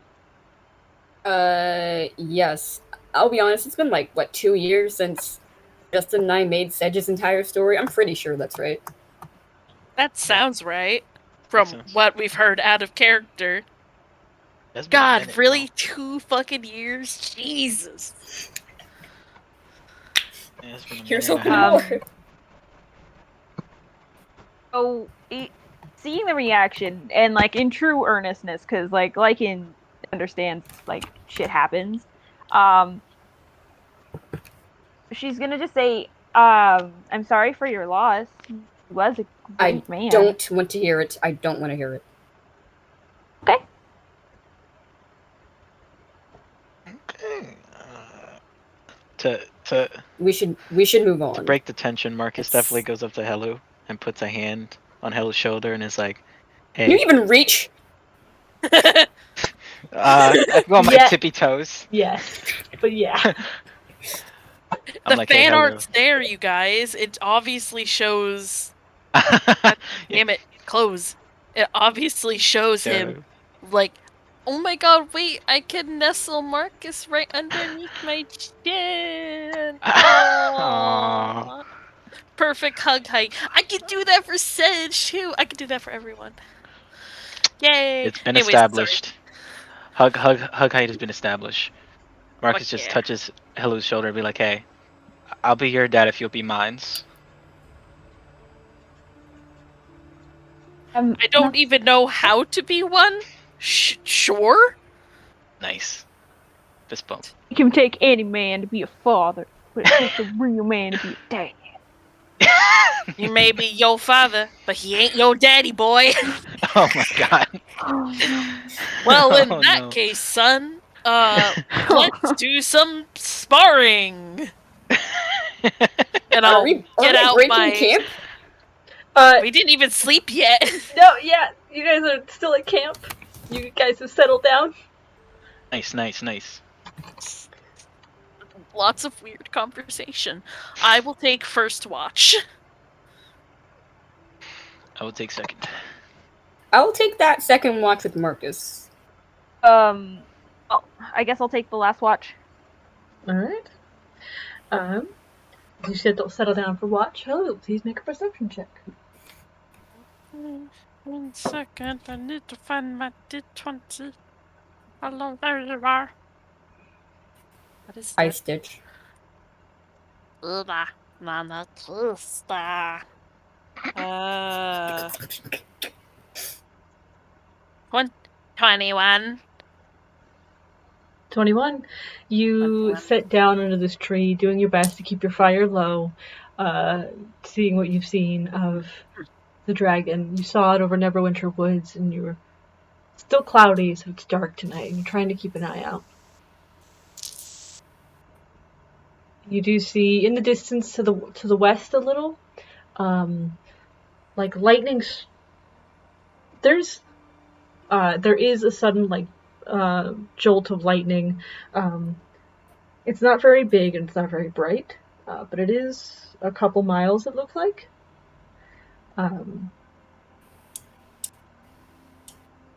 keep watch.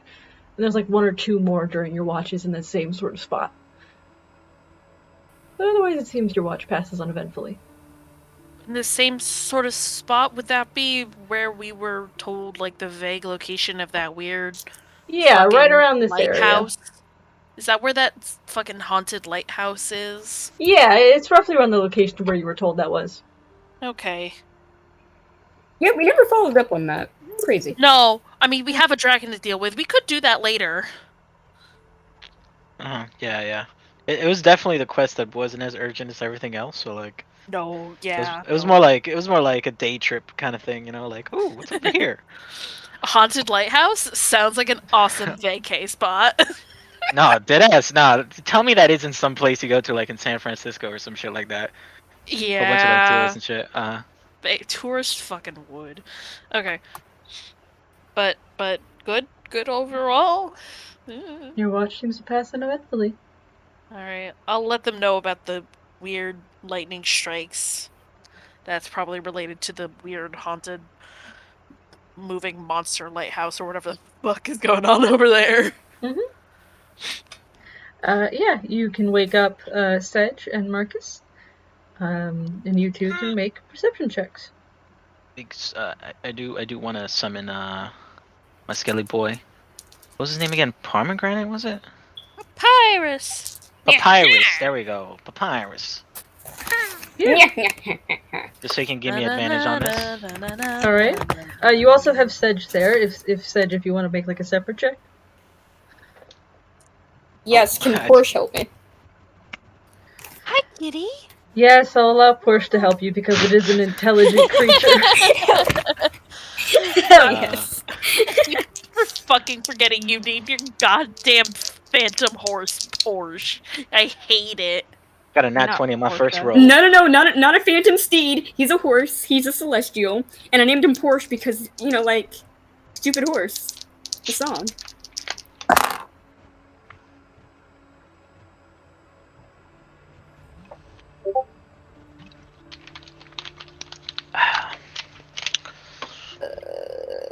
What is that? Let's see.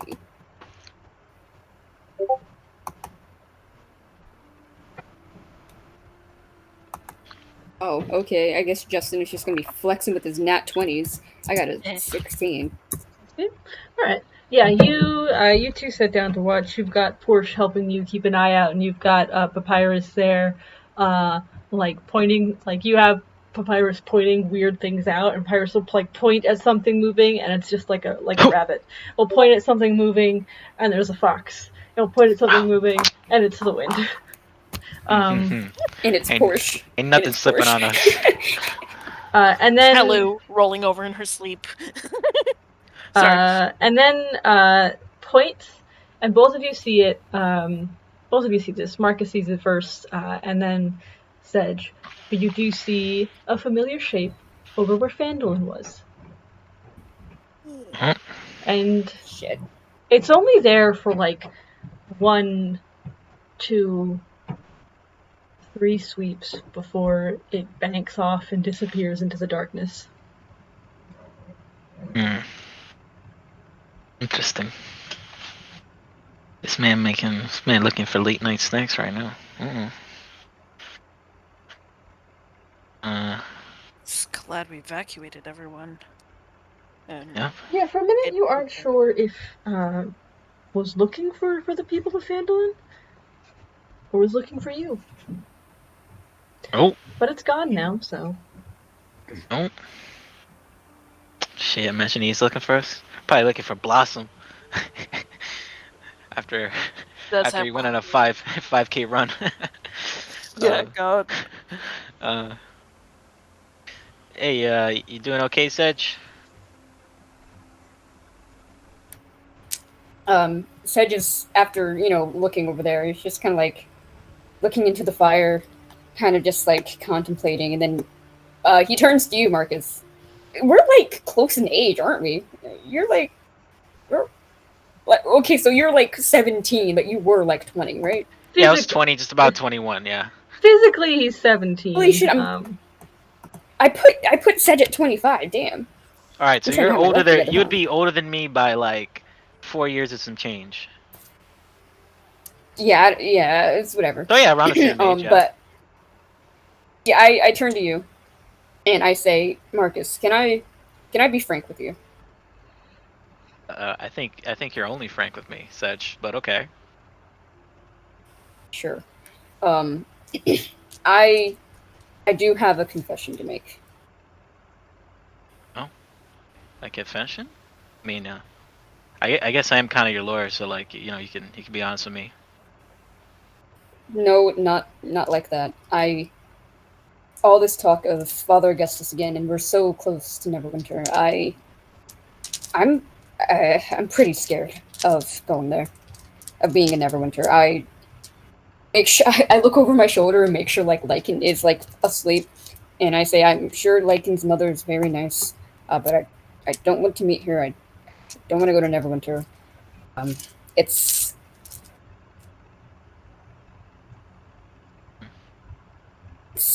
been a long month and a half. Been a long year. Understandable. Let me ask you: do you never want to go back to Neverwinter? That's not possible. And I know I'm gonna have to face these things eventually and find out whoever did that. But knowing that still doesn't make it any better. I mean, yeah, of course. Well, let me ask you another thing. What do you think Father Augustus would have wanted you to do? Yes, pulling cheap shots. It's not cheap at all. It's exactly what I'd be thinking if I was in your shoes. Trust me, I've thought a lot about what Father Augustus would want me to do, and honestly, I think exactly what we're doing is what he would want me to do. Moving on as best I can, helping people, maybe avenge his death, but I'm working on it. Of course. Well, listen, I'm not gonna beat around the bush. I understand why, but you're scared about being so close to Neverwinter. I mean, if I were in your shoes, I wouldn't touch the place. Well, it's not just Neverwinter. It's Neverwinter. It's this dragon. It's all of you. We're all so young, especially Halu. Well, recently I had a bit of a existential crisis of sorts, and it made me really think about time and our place within it. And Hello told me something really important about, just living in the moment. And, when I was hearing all that and I had my little epiphany, it really made me think that, we as people, we are so prone to hold ourselves back with all these labels like being young or being inexperienced or, just not entirely there. And Well, dying young is a terrible thing. of course. So is dying without ever doing anything, Guess so, but like, at the end of the day, we as individuals know what we want. You know what you want, Sedge, and you're chasing that. If everybody else kind of understands where they are in the grand scheme of things and what they want most of all, then I don't see a problem with going into danger. I suppose this is just all. There's one thing. It's one thing being in the temple all your life and learning about all these things, but it's an entirely different experience going out and seeing it for yourself. All right. I suppose in that regard, Lycan and I are more alike than I would probably assume. I see. Last question, though. Wouldn't you say is pretty badass? Aren't you having at least a little bit of fun? I've been having the most fun I think I've had in years, honestly. Marcus looks at Sedge's like stoic blank face that he never lets go, and he's like, "Really?" I'm very happy to hear that, Sedge. It's So, very like, fulfilling clearing out. Uh-huh. It's very fulfilling clearing out these temples and these farms and these hideaways from the undead and all of the monsters we've encountered. They're apart from a manticore, which was admittedly an extremely close call for all three of us in the beginning. We've defeated all of them and erasing things that would seek to harm people out in the world.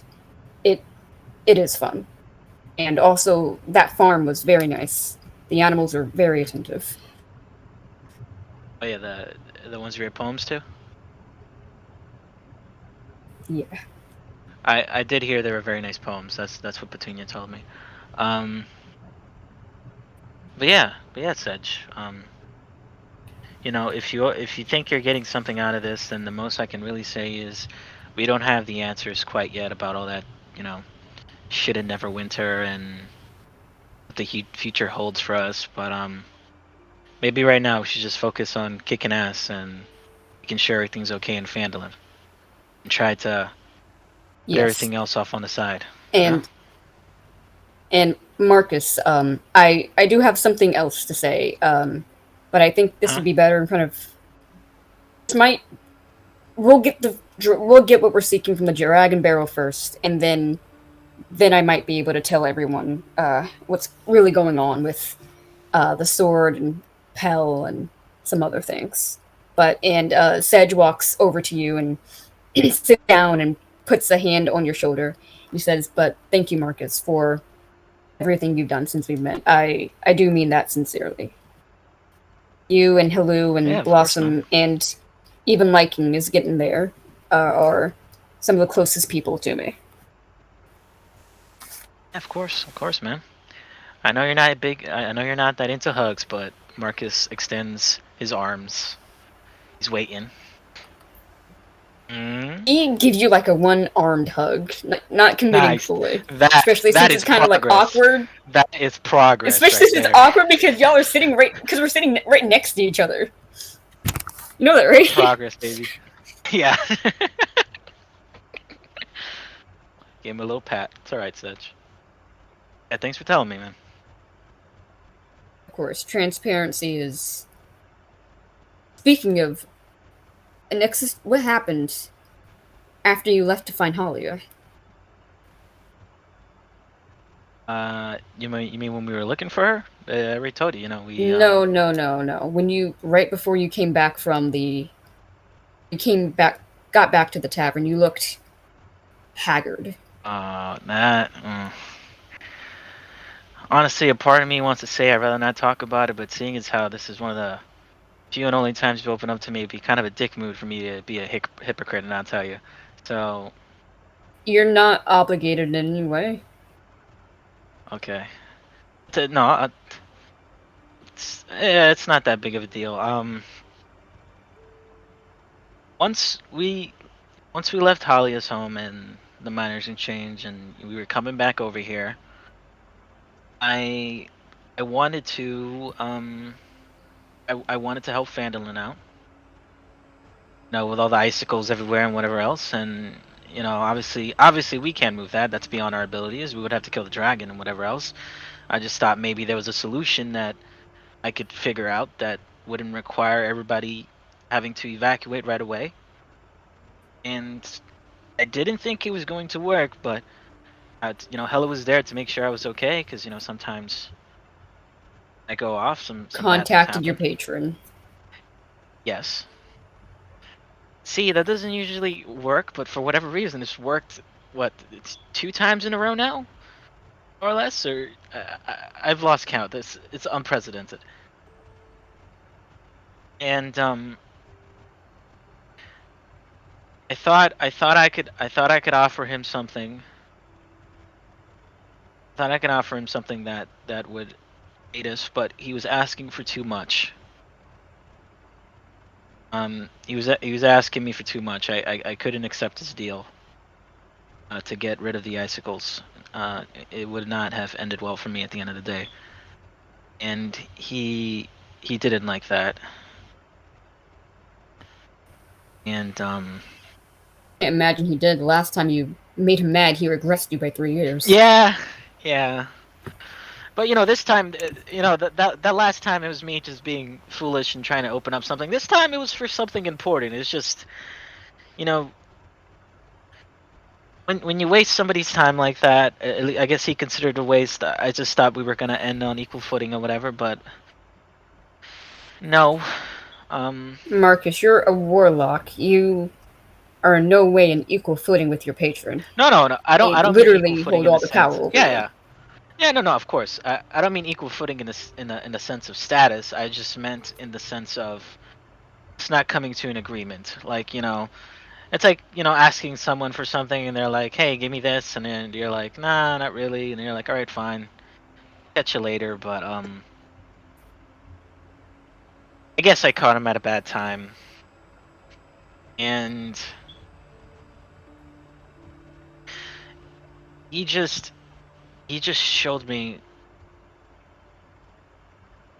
He showed me so many things. It was like for a split second. It was like for a split second I was him behind his desk. and I don't know. I couldn't even.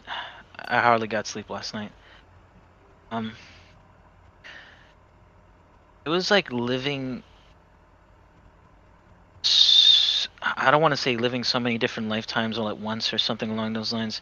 It was like seeing everything, then seeing nothing at all because there's no point in seeing anything. It's, That made you have an existential crisis. the thing that's making me have an existential crisis is just the whole idea that I can't even explain to you what I saw. You know, I can never stop talking, but Oh, if it's any consolation, um, being a being a follower of Erithus, I did. Most of us do have our own existential crises around the age of like 12 or so. So I maybe not on the scale that you have gotten, but at some point or another, all of us have realized that there is far more in this world that we will ever learn, and far more that has ever been, and far more that will always surpass us in ways that we cannot fathom ever. But I don't have much advice for you, unfortunately. Mostly because, at least in my sect of the temple, it was just gain as much knowledge, go out into the world, and bring it back, essentially, to kind of stave it off. But I'm sure there are better coping mechanisms out there. yeah, The one thing that we can do, unfortunately, is just keep moving on with our lives, despite how much we might not think they mean anything in the grand scheme of things. yeah, I understand, Sedge. It's just like what even is the whole point? You know, about learning about the world, learning about other worlds and whatever else if if we're just a smudge, you know what I'm saying? Like, yeah, that's exciting for us in the moment and it gives us some sense of power maybe, but like I don't know, we don't really do anything, Sedge. Even now. I mean, what we do is Well, we fun, don't but really like need to do anything. We just keep moving on with our lives, I suppose. Well, the one thing that my biological father, man, I should write to my parents, has has told me is that we make our own meaning out of the world. If we are our smudge, we're our own smudges, which is more than what we can say for people who. Ooh, lost my train of thought. Sorry. We're our own smudges, and it doesn't matter about the gods in the end or otherworldly patrons in the end. We simply just have to keep moving on with our lives and uh, make our own meaning out of them.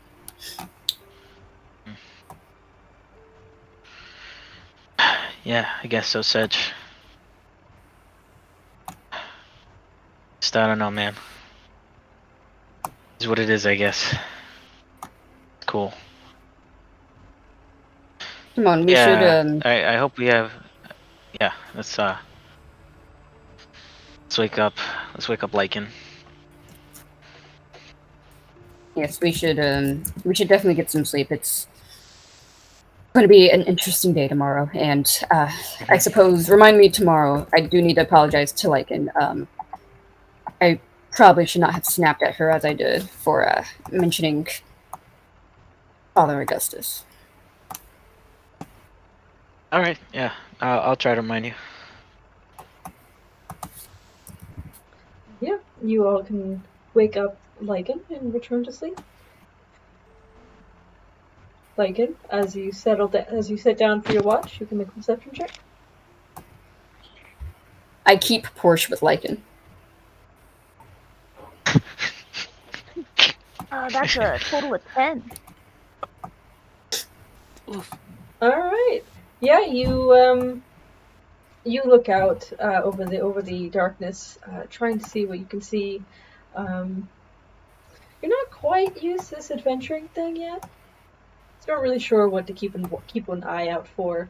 Um, you see the lightning strikes to the east of you every so often, the same spot. Um, That's weird. but otherwise, what seems to pass uneventfully. And you all wake up, put out your fire, break camp. And unless there's anything you want to do in the morning, you can continue on. I just mind like Sedge, remind him to apologize. I go make back fists for everyone. That's about it.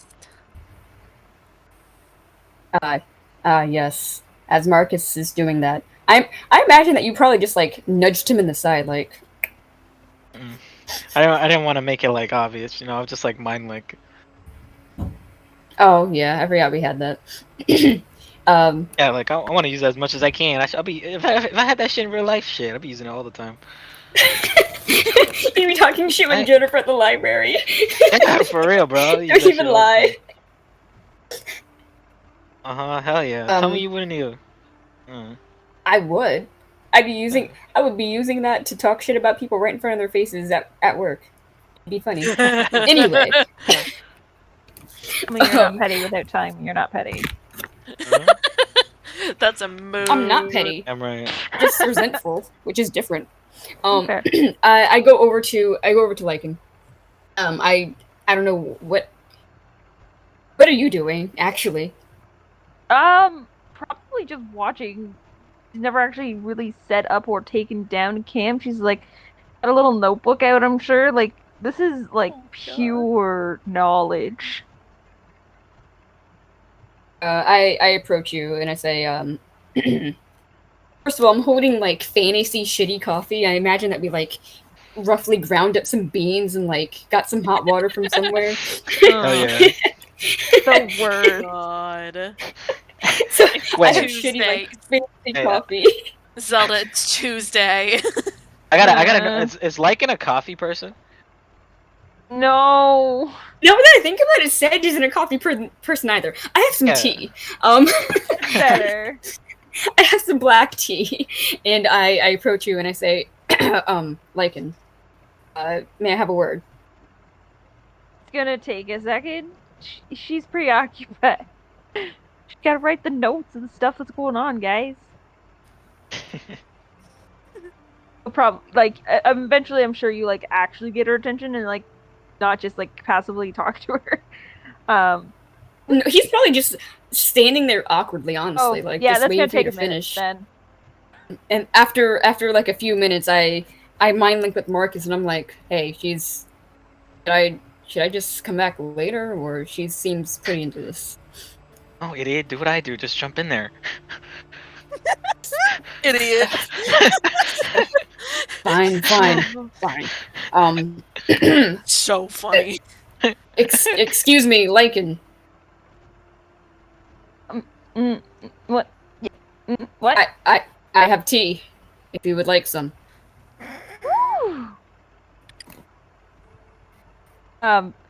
Very happily takes the tea and sees if it is any good at all. I imagine like if Sedge brewed it, it's pretty good. Like he has like his own blend. Very particular about how it's produced, the exact temperature and steep time. Yes, it probably has like vague floral scents. Like you can detect some like lavender, but like a hint of like jasmine here and there. Is Lycan a tea person? She wasn't a coffee person. She a tea person? It's more of a tea person than a coffee person. Mostly just for like actual needing to stay up in a library type thing. Gotcha. All right, she gonna be judging this. It is black tea. It is black tea. I don't have any fantasy sugar, I'm guessing, so it's just straight. Say fantasy sugar, as if there's not like I think we should make Sedge roll a performance check for sure. No, Don't do no. that, please. Please don't make me do it. At this point, Anyway, I see you taken. I'm like, if you don't mind, I would like to have a word with you, Lycan. Aren't we doing that? Sure. Anyway, I just wanted to apologize for yesterday. You were asking just a very innocuous question, and I did snap at you, so I apologize for that. I don't understand. Why would that matter? Why would what matter? Why would your reaction to what I said matter? It's a reaction. That's what they are. I'm sure. not mind language Sedge. don't just say sure. Stop laughing at me. Why are Say- you eavesdropping? No, I'm sorry. I'm just watching this right now. You just said sure. I'm sorry. What's I gotta going stop. on? Why are you gotta looking stop. at Marcus? I'm not looking I at just- Marcus. I'm looking at you. Okay. just say something along the lines like, "Hey, just I might have came off as rude. No, you're traveling with us. You're traveling with us now. I want to show you respect. And if I came off as rude, I apologize." Oh, okay, fine. I can do that. I just thought I might have come off as a little bit rude for yesterday. What happened yesterday, and I do respect you a great deal. Like, and you've proven yourself a very competent person in battle, out of battle, in general. And I apologize if anything I've done or said to you in these past few days was hurtful in any way.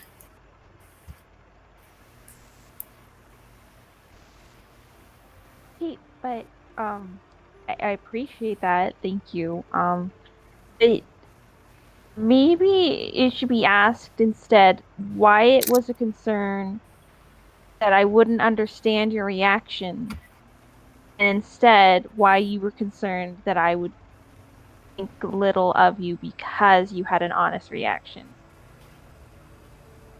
I don't particularly think it's about having an honest reaction or not. It's about not taking one's anger out on another person. It's not something I should be doing or should do or should have done. Because like, nice.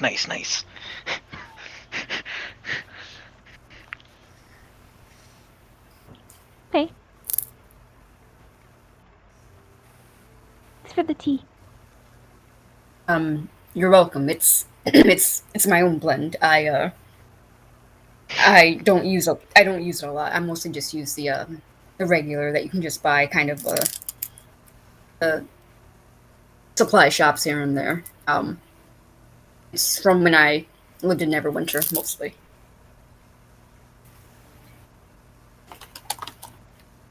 You'll get a very honest smile and Lycan's also not really one for touch, but like a casual awkward pat, as I appreciate the gesture of the tea. Like, I don't know what the fuck you want either, dude. I Like, give a very I give a kind of curt nod back, like sure, and I walk away. Good talk. God, Super awkward. I love the emotional constipation that we have in this entire party. Oh, you know. Big props for Sedge. Big props for Sedge right there. I'm very proud. Marcus is very proud of you. I knock back the rest of the tea, and I'm just like, okay, let's get this show on the road. She must I need be to saddle fucking up hot as push. hell. I'm a charisma-based caster, but I feel like my charisma only works with other librarians. Damn. Oh Ooh. yeah. Charisma Charisma just means force of personality. It's really just force of personality. It's not exactly like, oh, are you good with people? It just means how, like, I can Yeah, intimidate fair. the fuck out of somebody. yeah. That's I true. can That's true. deceive somebody. It also be just being good looking. I remember I read like a whole thread on that. Like, Yeah, it could, Yeah. it's how people perceive you. It's not necessarily how you act with other people. But, Yeah. I think, yeah, definitely. you all, like, People break think camp. Sedge is very charismatic. You all break camp and you head out onto the high road after your morning conversations and bonding? Well, you continue along. There's definitely something there. Yeah. Emotional constipation? Yeah. But you continue along the high road, heading towards Neverwinter, and now the high road is a bit more populated. There are more people going back and forth, merchants, travelers, messengers, or just people, just travelers like you. Um, some mercenaries. It looks like some people just exploring. Yeah, you go.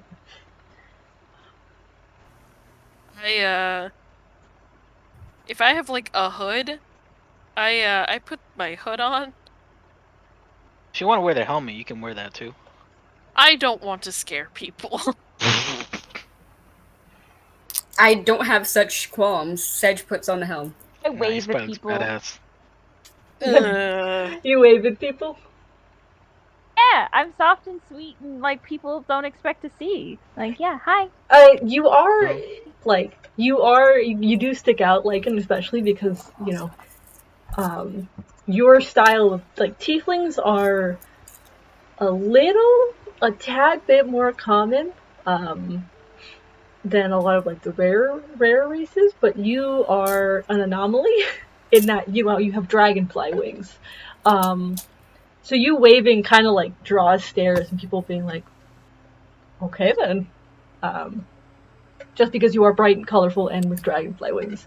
Um, If I see children, every time I see children, I make sure that there's like a little bit of like fairy dust type thing. Like I make the illusions, the oh, the kids love it. All of them are just like, oh, and the parents might be like, but the kids appear to be having fun, so they let it go pretty quickly. Now I have a stop bird calls. Don't summon the Canadians. No. That is a permanent no-go until danger is around. We definitely do. Can we say that we got any magical items from like Blossom? Like she let us have, like hold on to her some of her stuff. I actually don't know if she had any that would be useful to hold on to. Let me double check. Yeah, she would have given you the immovable rod. Cool. Dog. Cool. Good to have. But about halfway through your journey, Ah shit. There we go. something odd happens. Oh god. With Lycan waving at people and kind of drawing attention. Halu might be covering, pulling over hood. The rest of you, I think, Sedge has the helmet, but Lycan and Marcus have no such thing. Or choosing not to do anything. There's a moment where Lycan like waves at people, and who has the highest passive? Let me check. I think Halu, doesn't she? I have a 15 for passive. Yeah. Halu notices this just barely, but there are a pair of individuals who look a bit more the mercenary type, that like look over as Lycan's like talking with some kid and seeing the kid off, who like look at you all. They kind of stop, pull out a piece of paper, look at you all again, and start kind of whispering to each other. Ah fuck. Mm-hmm. Oh shit. I ready my greatsword just in case. I don't ready my greatsword. I just kind of. I don't think I've told you yet that this is happening. I think I only see this. Yeah, Helu sees this. Not the rest of you don't. They aren't. Ah, shit. They aren't hot. Like they aren't doing anything hostile now, but they do. Like their eyes are on you, and they're like going back and forth from this paper, as like subtly as they can be. Okay. Before, after a moment of this, they put the paper away, and like look away, sort of the quote unquote act natural kind of thing as they keep walking. Be suspicious. Away from us? They're going the opposite way, so they're going down the high road while you guys are going up. Okay. So they're like on a trajectory to walk past you all, but there is other people on the road too. Okay.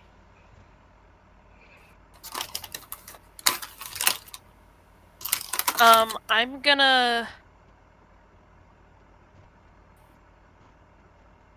Can I, like, make it look like I'm sneezing and be like, Marcus Mind Link? Oh, Like, okay. Marcus Mind Link. I'm mind linking and say bless you. No, wait, come back. No. Like I'm still mind linked here. I just say Okay. that's how I introduce myself. Bless you. No time for that. Okay, see those two guys coming towards us, the merc type? They pulled out a piece of paper. They were looking us over. I'm not sure if they're going to try something. It is day, and it is public. We're currently in public. But that could change very quickly. They could try something. Let Sedge and Lycan know, and just be aware and act natural. Seriously, please act natural. Act natural, okay. All right. I mind link with Sedge. I'm like, hey, Sedgeworth. Dead What do you George. want? Get out of my head. Oh no, you might want to hear this. There's two guys down the road. Helu just told me about them. They just took out a piece of paper. They're looking our way. I think we're about to have trouble.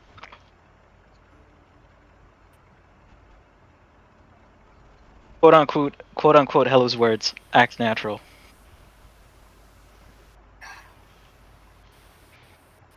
I'm gonna take off the helm. Is that okay? Is that natural enough? Not really. I mean, maybe it'll draw more attention. I mind link with Helu. I mind link with Helu. Hey, do you think if I take off the helm that'll be natural, or should I just keep it on? Who knows what sort of paper they're looking at? Yeah, it's true. A high likelihood it's either Alright. you or me. So If you it's wanted to Well, make an If insight worse check, comes to worse, I would love to make an insight check. yeah, you want to make an insight check to see if you can determine who they were looking at. Come on, baby. Give me big money. Big numbers. Okay. Wait, what's my... Okay, 18 total? 18? Yeah. You're pretty confident they were looking at Marcus. What? Oh, okay. Oh shit. They look like they were looking at Marcus? well, if worse comes to worse, I can stomp them to death with Porsche. It'll be fine. Maybe we could just hold have a on. friendly discussion with them. Hold Seem on, like I nice need gentlemen. to make a Constitution saving throw because Helu would absolutely out loud laugh at that. A 10. Do I not laugh at what Sedge says? I think you just barely managed to hold it back, but it's like you start laughing and disguise it as a cough. Awesome. Please. I'm like, Hold Dead. on. I'm gonna loop in. I'm gonna loop in Lycan. please No, do. wait. Be careful. I don't think we've really told her about this whole thing. She might freak out. Whole mind link I'm thing. sure she's made of tougher stuff than that. Oh yeah. I'm sure Why she'll be is fine. someone talking in my head? No, I'm just kidding. That is the usual I reaction. mind link with I already know Lycan. my response. I, Is it just you I talking? yes. Yes. As a bonus action, because I'm a Calistrator, I can mind link with people. Just as like a regular thing to do. I mind link with you, and I'm like, hey, Lycan, this is Sedge. Don't freak out. Yeah. Cool. If that had gone badly, it immediately would have been a father. Even with, hey, it's Sedge, don't freak out. Yes. Literally. Do you not know the Fae? Do you not know the Fae? Oh my That's god. fair. Instead it's like big eyes. Like I honestly expect Lycan to just have these little tiny glasses that she puts on like pretty regularly, and like just huge eyes. Oh Like my as god, she that's adorable. turns very slowly and like makes eye contact with you. I'm wearing a Goes, helm. yeah, I'm gonna try and make eye contact with the helm then. Like the fuck. Um, the fuck did you just say? I don't think anyone told you this, but as a Calistrator, I can mind link with people and we can talk telepathically. Marcus has the same ability, although for different reasons, because he's not a Calistrator. And I just want to let you know that those two people were approaching us. Lou spotted them, kind of talking about us and writing something down, and she says that they looked at Marcus, and she says, and quote, act natural, I suppose. But I did want to let you know that we do this frequently, pretty often. It's incredibly useful for covert operations, I suppose. Not that we've had anything that covert, but it's definitely handy. I enjoyed the rambling as Helu's standing there trying, like walking, trying to act natural, while it's like trying to just keep death stare these two fucking mercs down with her eyes, just like trying to bore holes into their head. Like, you want to fucking go? They appear to be staunchly ignoring you as they continue past. Okay. So I've been approaching like everyone, right? Like I have actively been interacting with everyone. I'm going to interact with them because that's just what I'm gonna have to do. Oh god. Okay. All right. Yeah, you can walk right up to them, and there's a moment where they look at you and they're like, excuse me? Hi. I just wanted to make sure you're aware. There seems to be a bit of a dragon problem up there. And like dragons can be really scary. So I just wanted to make sure that you keep your eyes up and like super safe, you know? Right. Okay. Thank you. Yeah, of course. Like, why wouldn't we look out for each other? We're out in the world. It's important that we don't, die to dragons. That would be pretty important. Yeah. Can I give them a once over, see if they're wearing any guild signs, any kind of like known bounty hunters symbols? Can I do an insight check on their person? If you're like, actually, yeah, you can make an insight check. Undressing them with your eyes.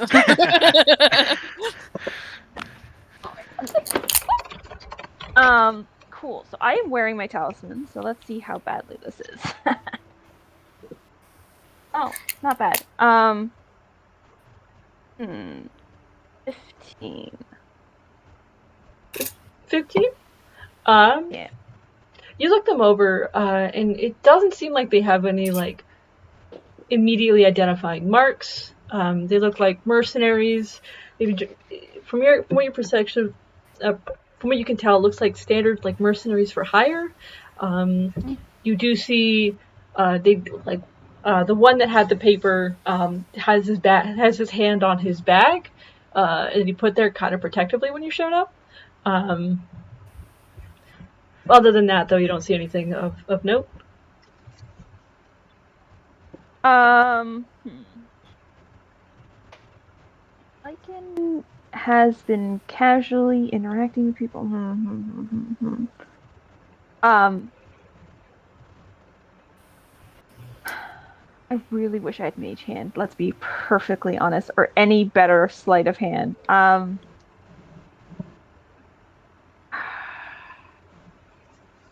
am going to walk past them. And then I am going to turn around and trying to be as stealthy as possible, cast Hex on the one that's touching his bag. Okay.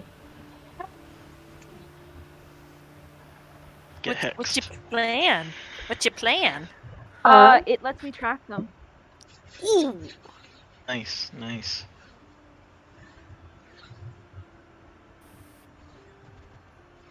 Make a sleight of hand check, because it is verbal, somatic, and materials. You're gonna have to do this quietly.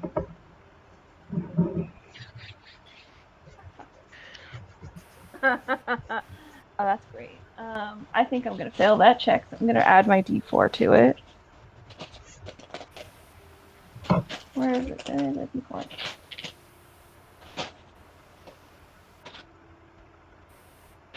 Oh my god, where are you? I don't want to stab my fingers, so I'm not reaching haphazardly into the bag, because I have some really fucking sharp D4. There they are. Please don't stab me.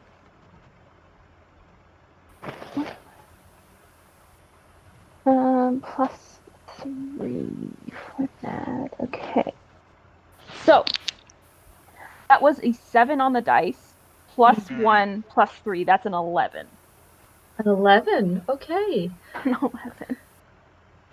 11. You start casting. Their backs are to you, and you pull out the Eye of Note and start getting through the incantation before there's a hand on your shoulder. And you turn, and it looks like there's an older woman who looks weathered, who looks like she's, middle-aged, looks like she's seen a lot, and she just gives you a stern look and is like, I don't know what you're doing, but you're in public on the high road. Immediately smaller. Yes, ma'am. Sorry, mommy. She gives you a stern look. Do any of us see this? I'd imagine so. I'd imagine you guys saw her start casting, and this woman stop her. And the thing is that this older woman didn't say it loud enough for the men to hear. It looks like they're continuing on, like they didn't notice anything. She said it quiet enough for you to hear. But she just gives you one last stern look before continuing on her way. Properly reprimanded. She's just gonna slink back. So wait, these guys just passed us, right, from our side? They just keep going? Yep. Yeah. Keep going. Do they look at me as they're passing by? Make a perception check.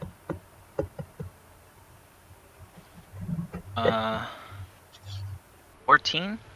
14?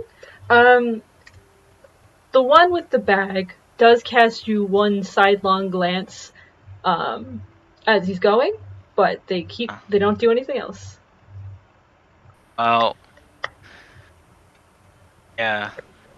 Your mind is gonna be like, "What's up, bro?" Well, he's casting me this. I kind of want to roll intimidation. I kind of want to wink at him and let him keep walking. That's why. While he's giving me that glance, I gave him a wink. Okay. And I just let him. You do the wink and the chin tilted up, like, "Hey." Hey. I don't know if I don't think that justifies intimidation. Like I see you. I don't think that justifies intimidation. If you were to mind link with him, that would scare the fuck out of him. I mean, well, I can't be intimidating just being like, I see you, like, direct, like, intense side eye contact. Even It's like just they had been staunchly ignoring you even as you stared at them. These look like these are mercenaries. They look, experienced. They're not going to be cowed by some people staring at them. Okay. What? But I'm so intimidating. You have your first of all, you have your hood up, and it's still a case of like, again, public high road. You suspect they're not doing anything because it is public high road, so they're likely assuming the same. That you stare them down, but you're in public. Yeah. Okay. I'll say we should probably walk a little past the dragon barrow and keep an eye on behind, and then sort of loop back around. Make it look like we're just walking towards Neverwinter. Yeah. No reason to have more trouble than we seem to be attracting these days. Can any of you make people invisible? Marcus can. No, that's me. I'm literally a He once paladin. made me I don't got invisible spells. and then got knocked the fuck out by an ogre, and then I became visible, and then I got the shit kicked out of me by like 3 ogres at once and almost Thank died. God. Hear me out. Thank God Hear for me that. out. Make me invisible. I snick a snick because I'm invisible. Duh. If I am within 90 feet of them, I can cast a spell and then we'll know where they are for. Let's see. Up to 8 hours. Only problem is the moment you cast that spell is the moment your invisibility goes away. Yeah, but I can be up in the air. And then they could look up and see you up in the air, and that's weird. I mean, how often do you look up? I mean, a lot, character, because we I'm have to so worry sorry, about but the I think we're spending dragon. way too much time. What were you saying, Hank? To be fair, not only has Lycan been telling everyone to look out for a dragon this entire time, so people are going to be looking up now. But also, I think we're spending way too much time on these two random ass people. I think they'll be relevant again when they want to be relevant again. That's fair, yeah. I think they could be a possible threat. I'm behind Lycan here, where if there's a way we can track them, they're probably going to double around, seeing as that they're not getting us on a high road right now. Because, there's people around, but like I if we don't get want someone to come up behind you as you face something in front of you. I actually don't think Hex would allow you to track the target, because it doesn't say anything about that. And my precedent for that is spells like Hunter's Mark, which do essentially the same thing. You tag a creature and it sits on it, and Hunter's Mark specifically says you gain advantage on rolls to track it. So I don't think Hex would actually allow you to. Thought.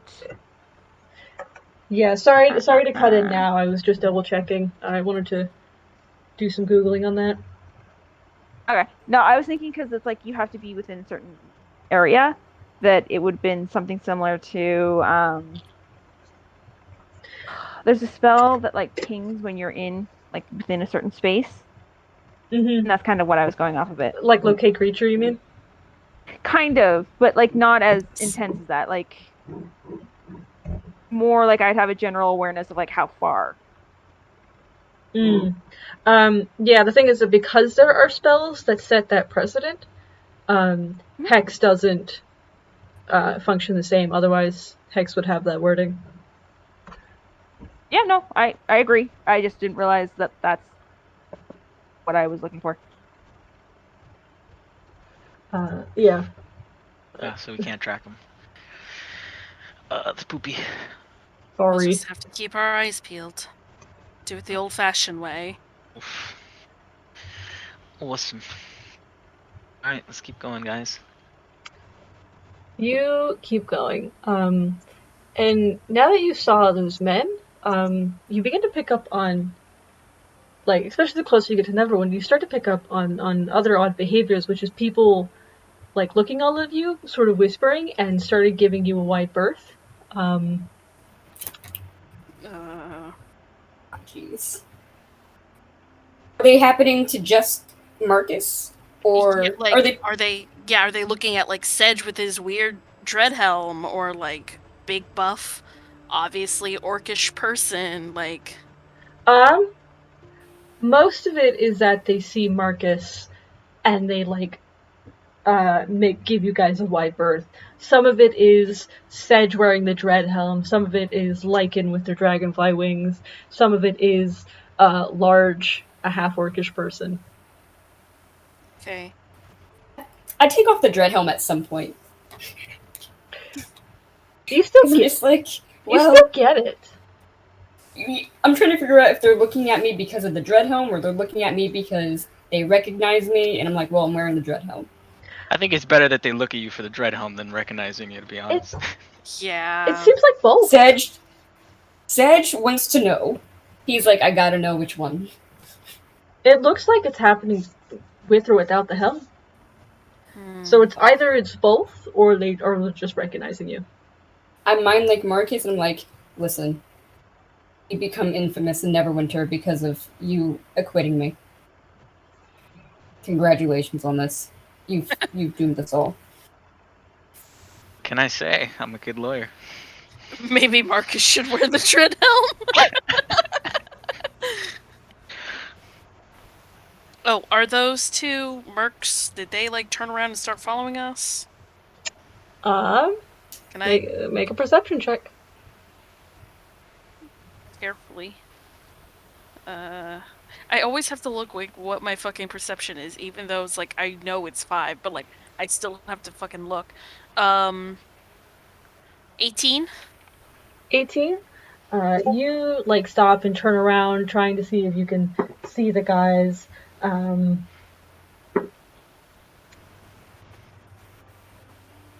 You think you see them for a moment, but it's not them. Okay.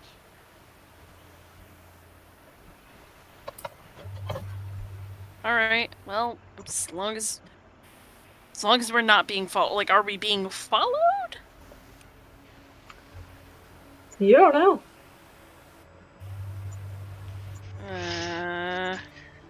Gotta say, it's pretty cool being back on the high road. I disagree. So do I. Let's just continue on. The faster we get to Dragonbarrow, the faster we can get off this god's forsaken road. Oh, for sure, for sure. Hey, what happens when I wave at people? Give me a second. You wave at people, and some of them kind of like look away, or some of them start and move a little quicker. Some of them glare at you. Some of them give you very dark glares. Ooh. Do we notice this? Yeah, like. Yeah. I asked out loud, like, Marcus, what did you do in Neverwinter before we left? Why were you in that jail cell, actually? I don't know, man. That's bullshit. Listen, this is a Insight little. check. Sorry, this is a little overwhelming for me, guys. Maybe it is just a lawyer thing. I don't know. It can't just be the lawyer thing. People don't hate lawyers for doing their job. Do you need the dread helm? Do you need... How do Well, lawyers... technically speaking, he wasn't a lawyer. He just managed to... Honestly, I don't know. He just managed to find enough evidence to prove I didn't murder anyone. What? However, this is a very next level thing. There's people recognizing Hellu and I are one thing, but these people are being hostile towards you, Marcus. Listen, guys, let's just get a dragon burrow and get out of here. Can we stick to the woods on our way back? Yeah, I think that's a good idea. This is making me uncomfortable. Yes, let's just continue. Yeah. You continue, and it is do you guys go a little past Dragon Barrow and then loop around? Yeah, just in case, just to get a good look to see if anyone like starts following us as we cut across to the Dragon Barrow. Okay. Yeah. It does add a little bit extra time. So you do get to Dragon Barrow like as the sun starts to set. Okay. So you can like camp just past it if you want, or you can continue going. But I will switch to the Dragon Barrow map. Where is it? I think we should camp Ooh. like is in like as secret of a place as we can. Like hide ourselves. If possible. There's not much places to hide other than like the woods. And especially not as you approach the barrow.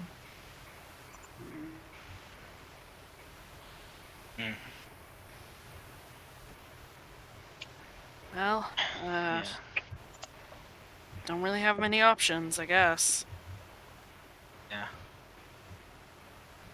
Okay, so we just camp out. Alright, agreed. Keep extra attention during our watch. Agreed. Alright.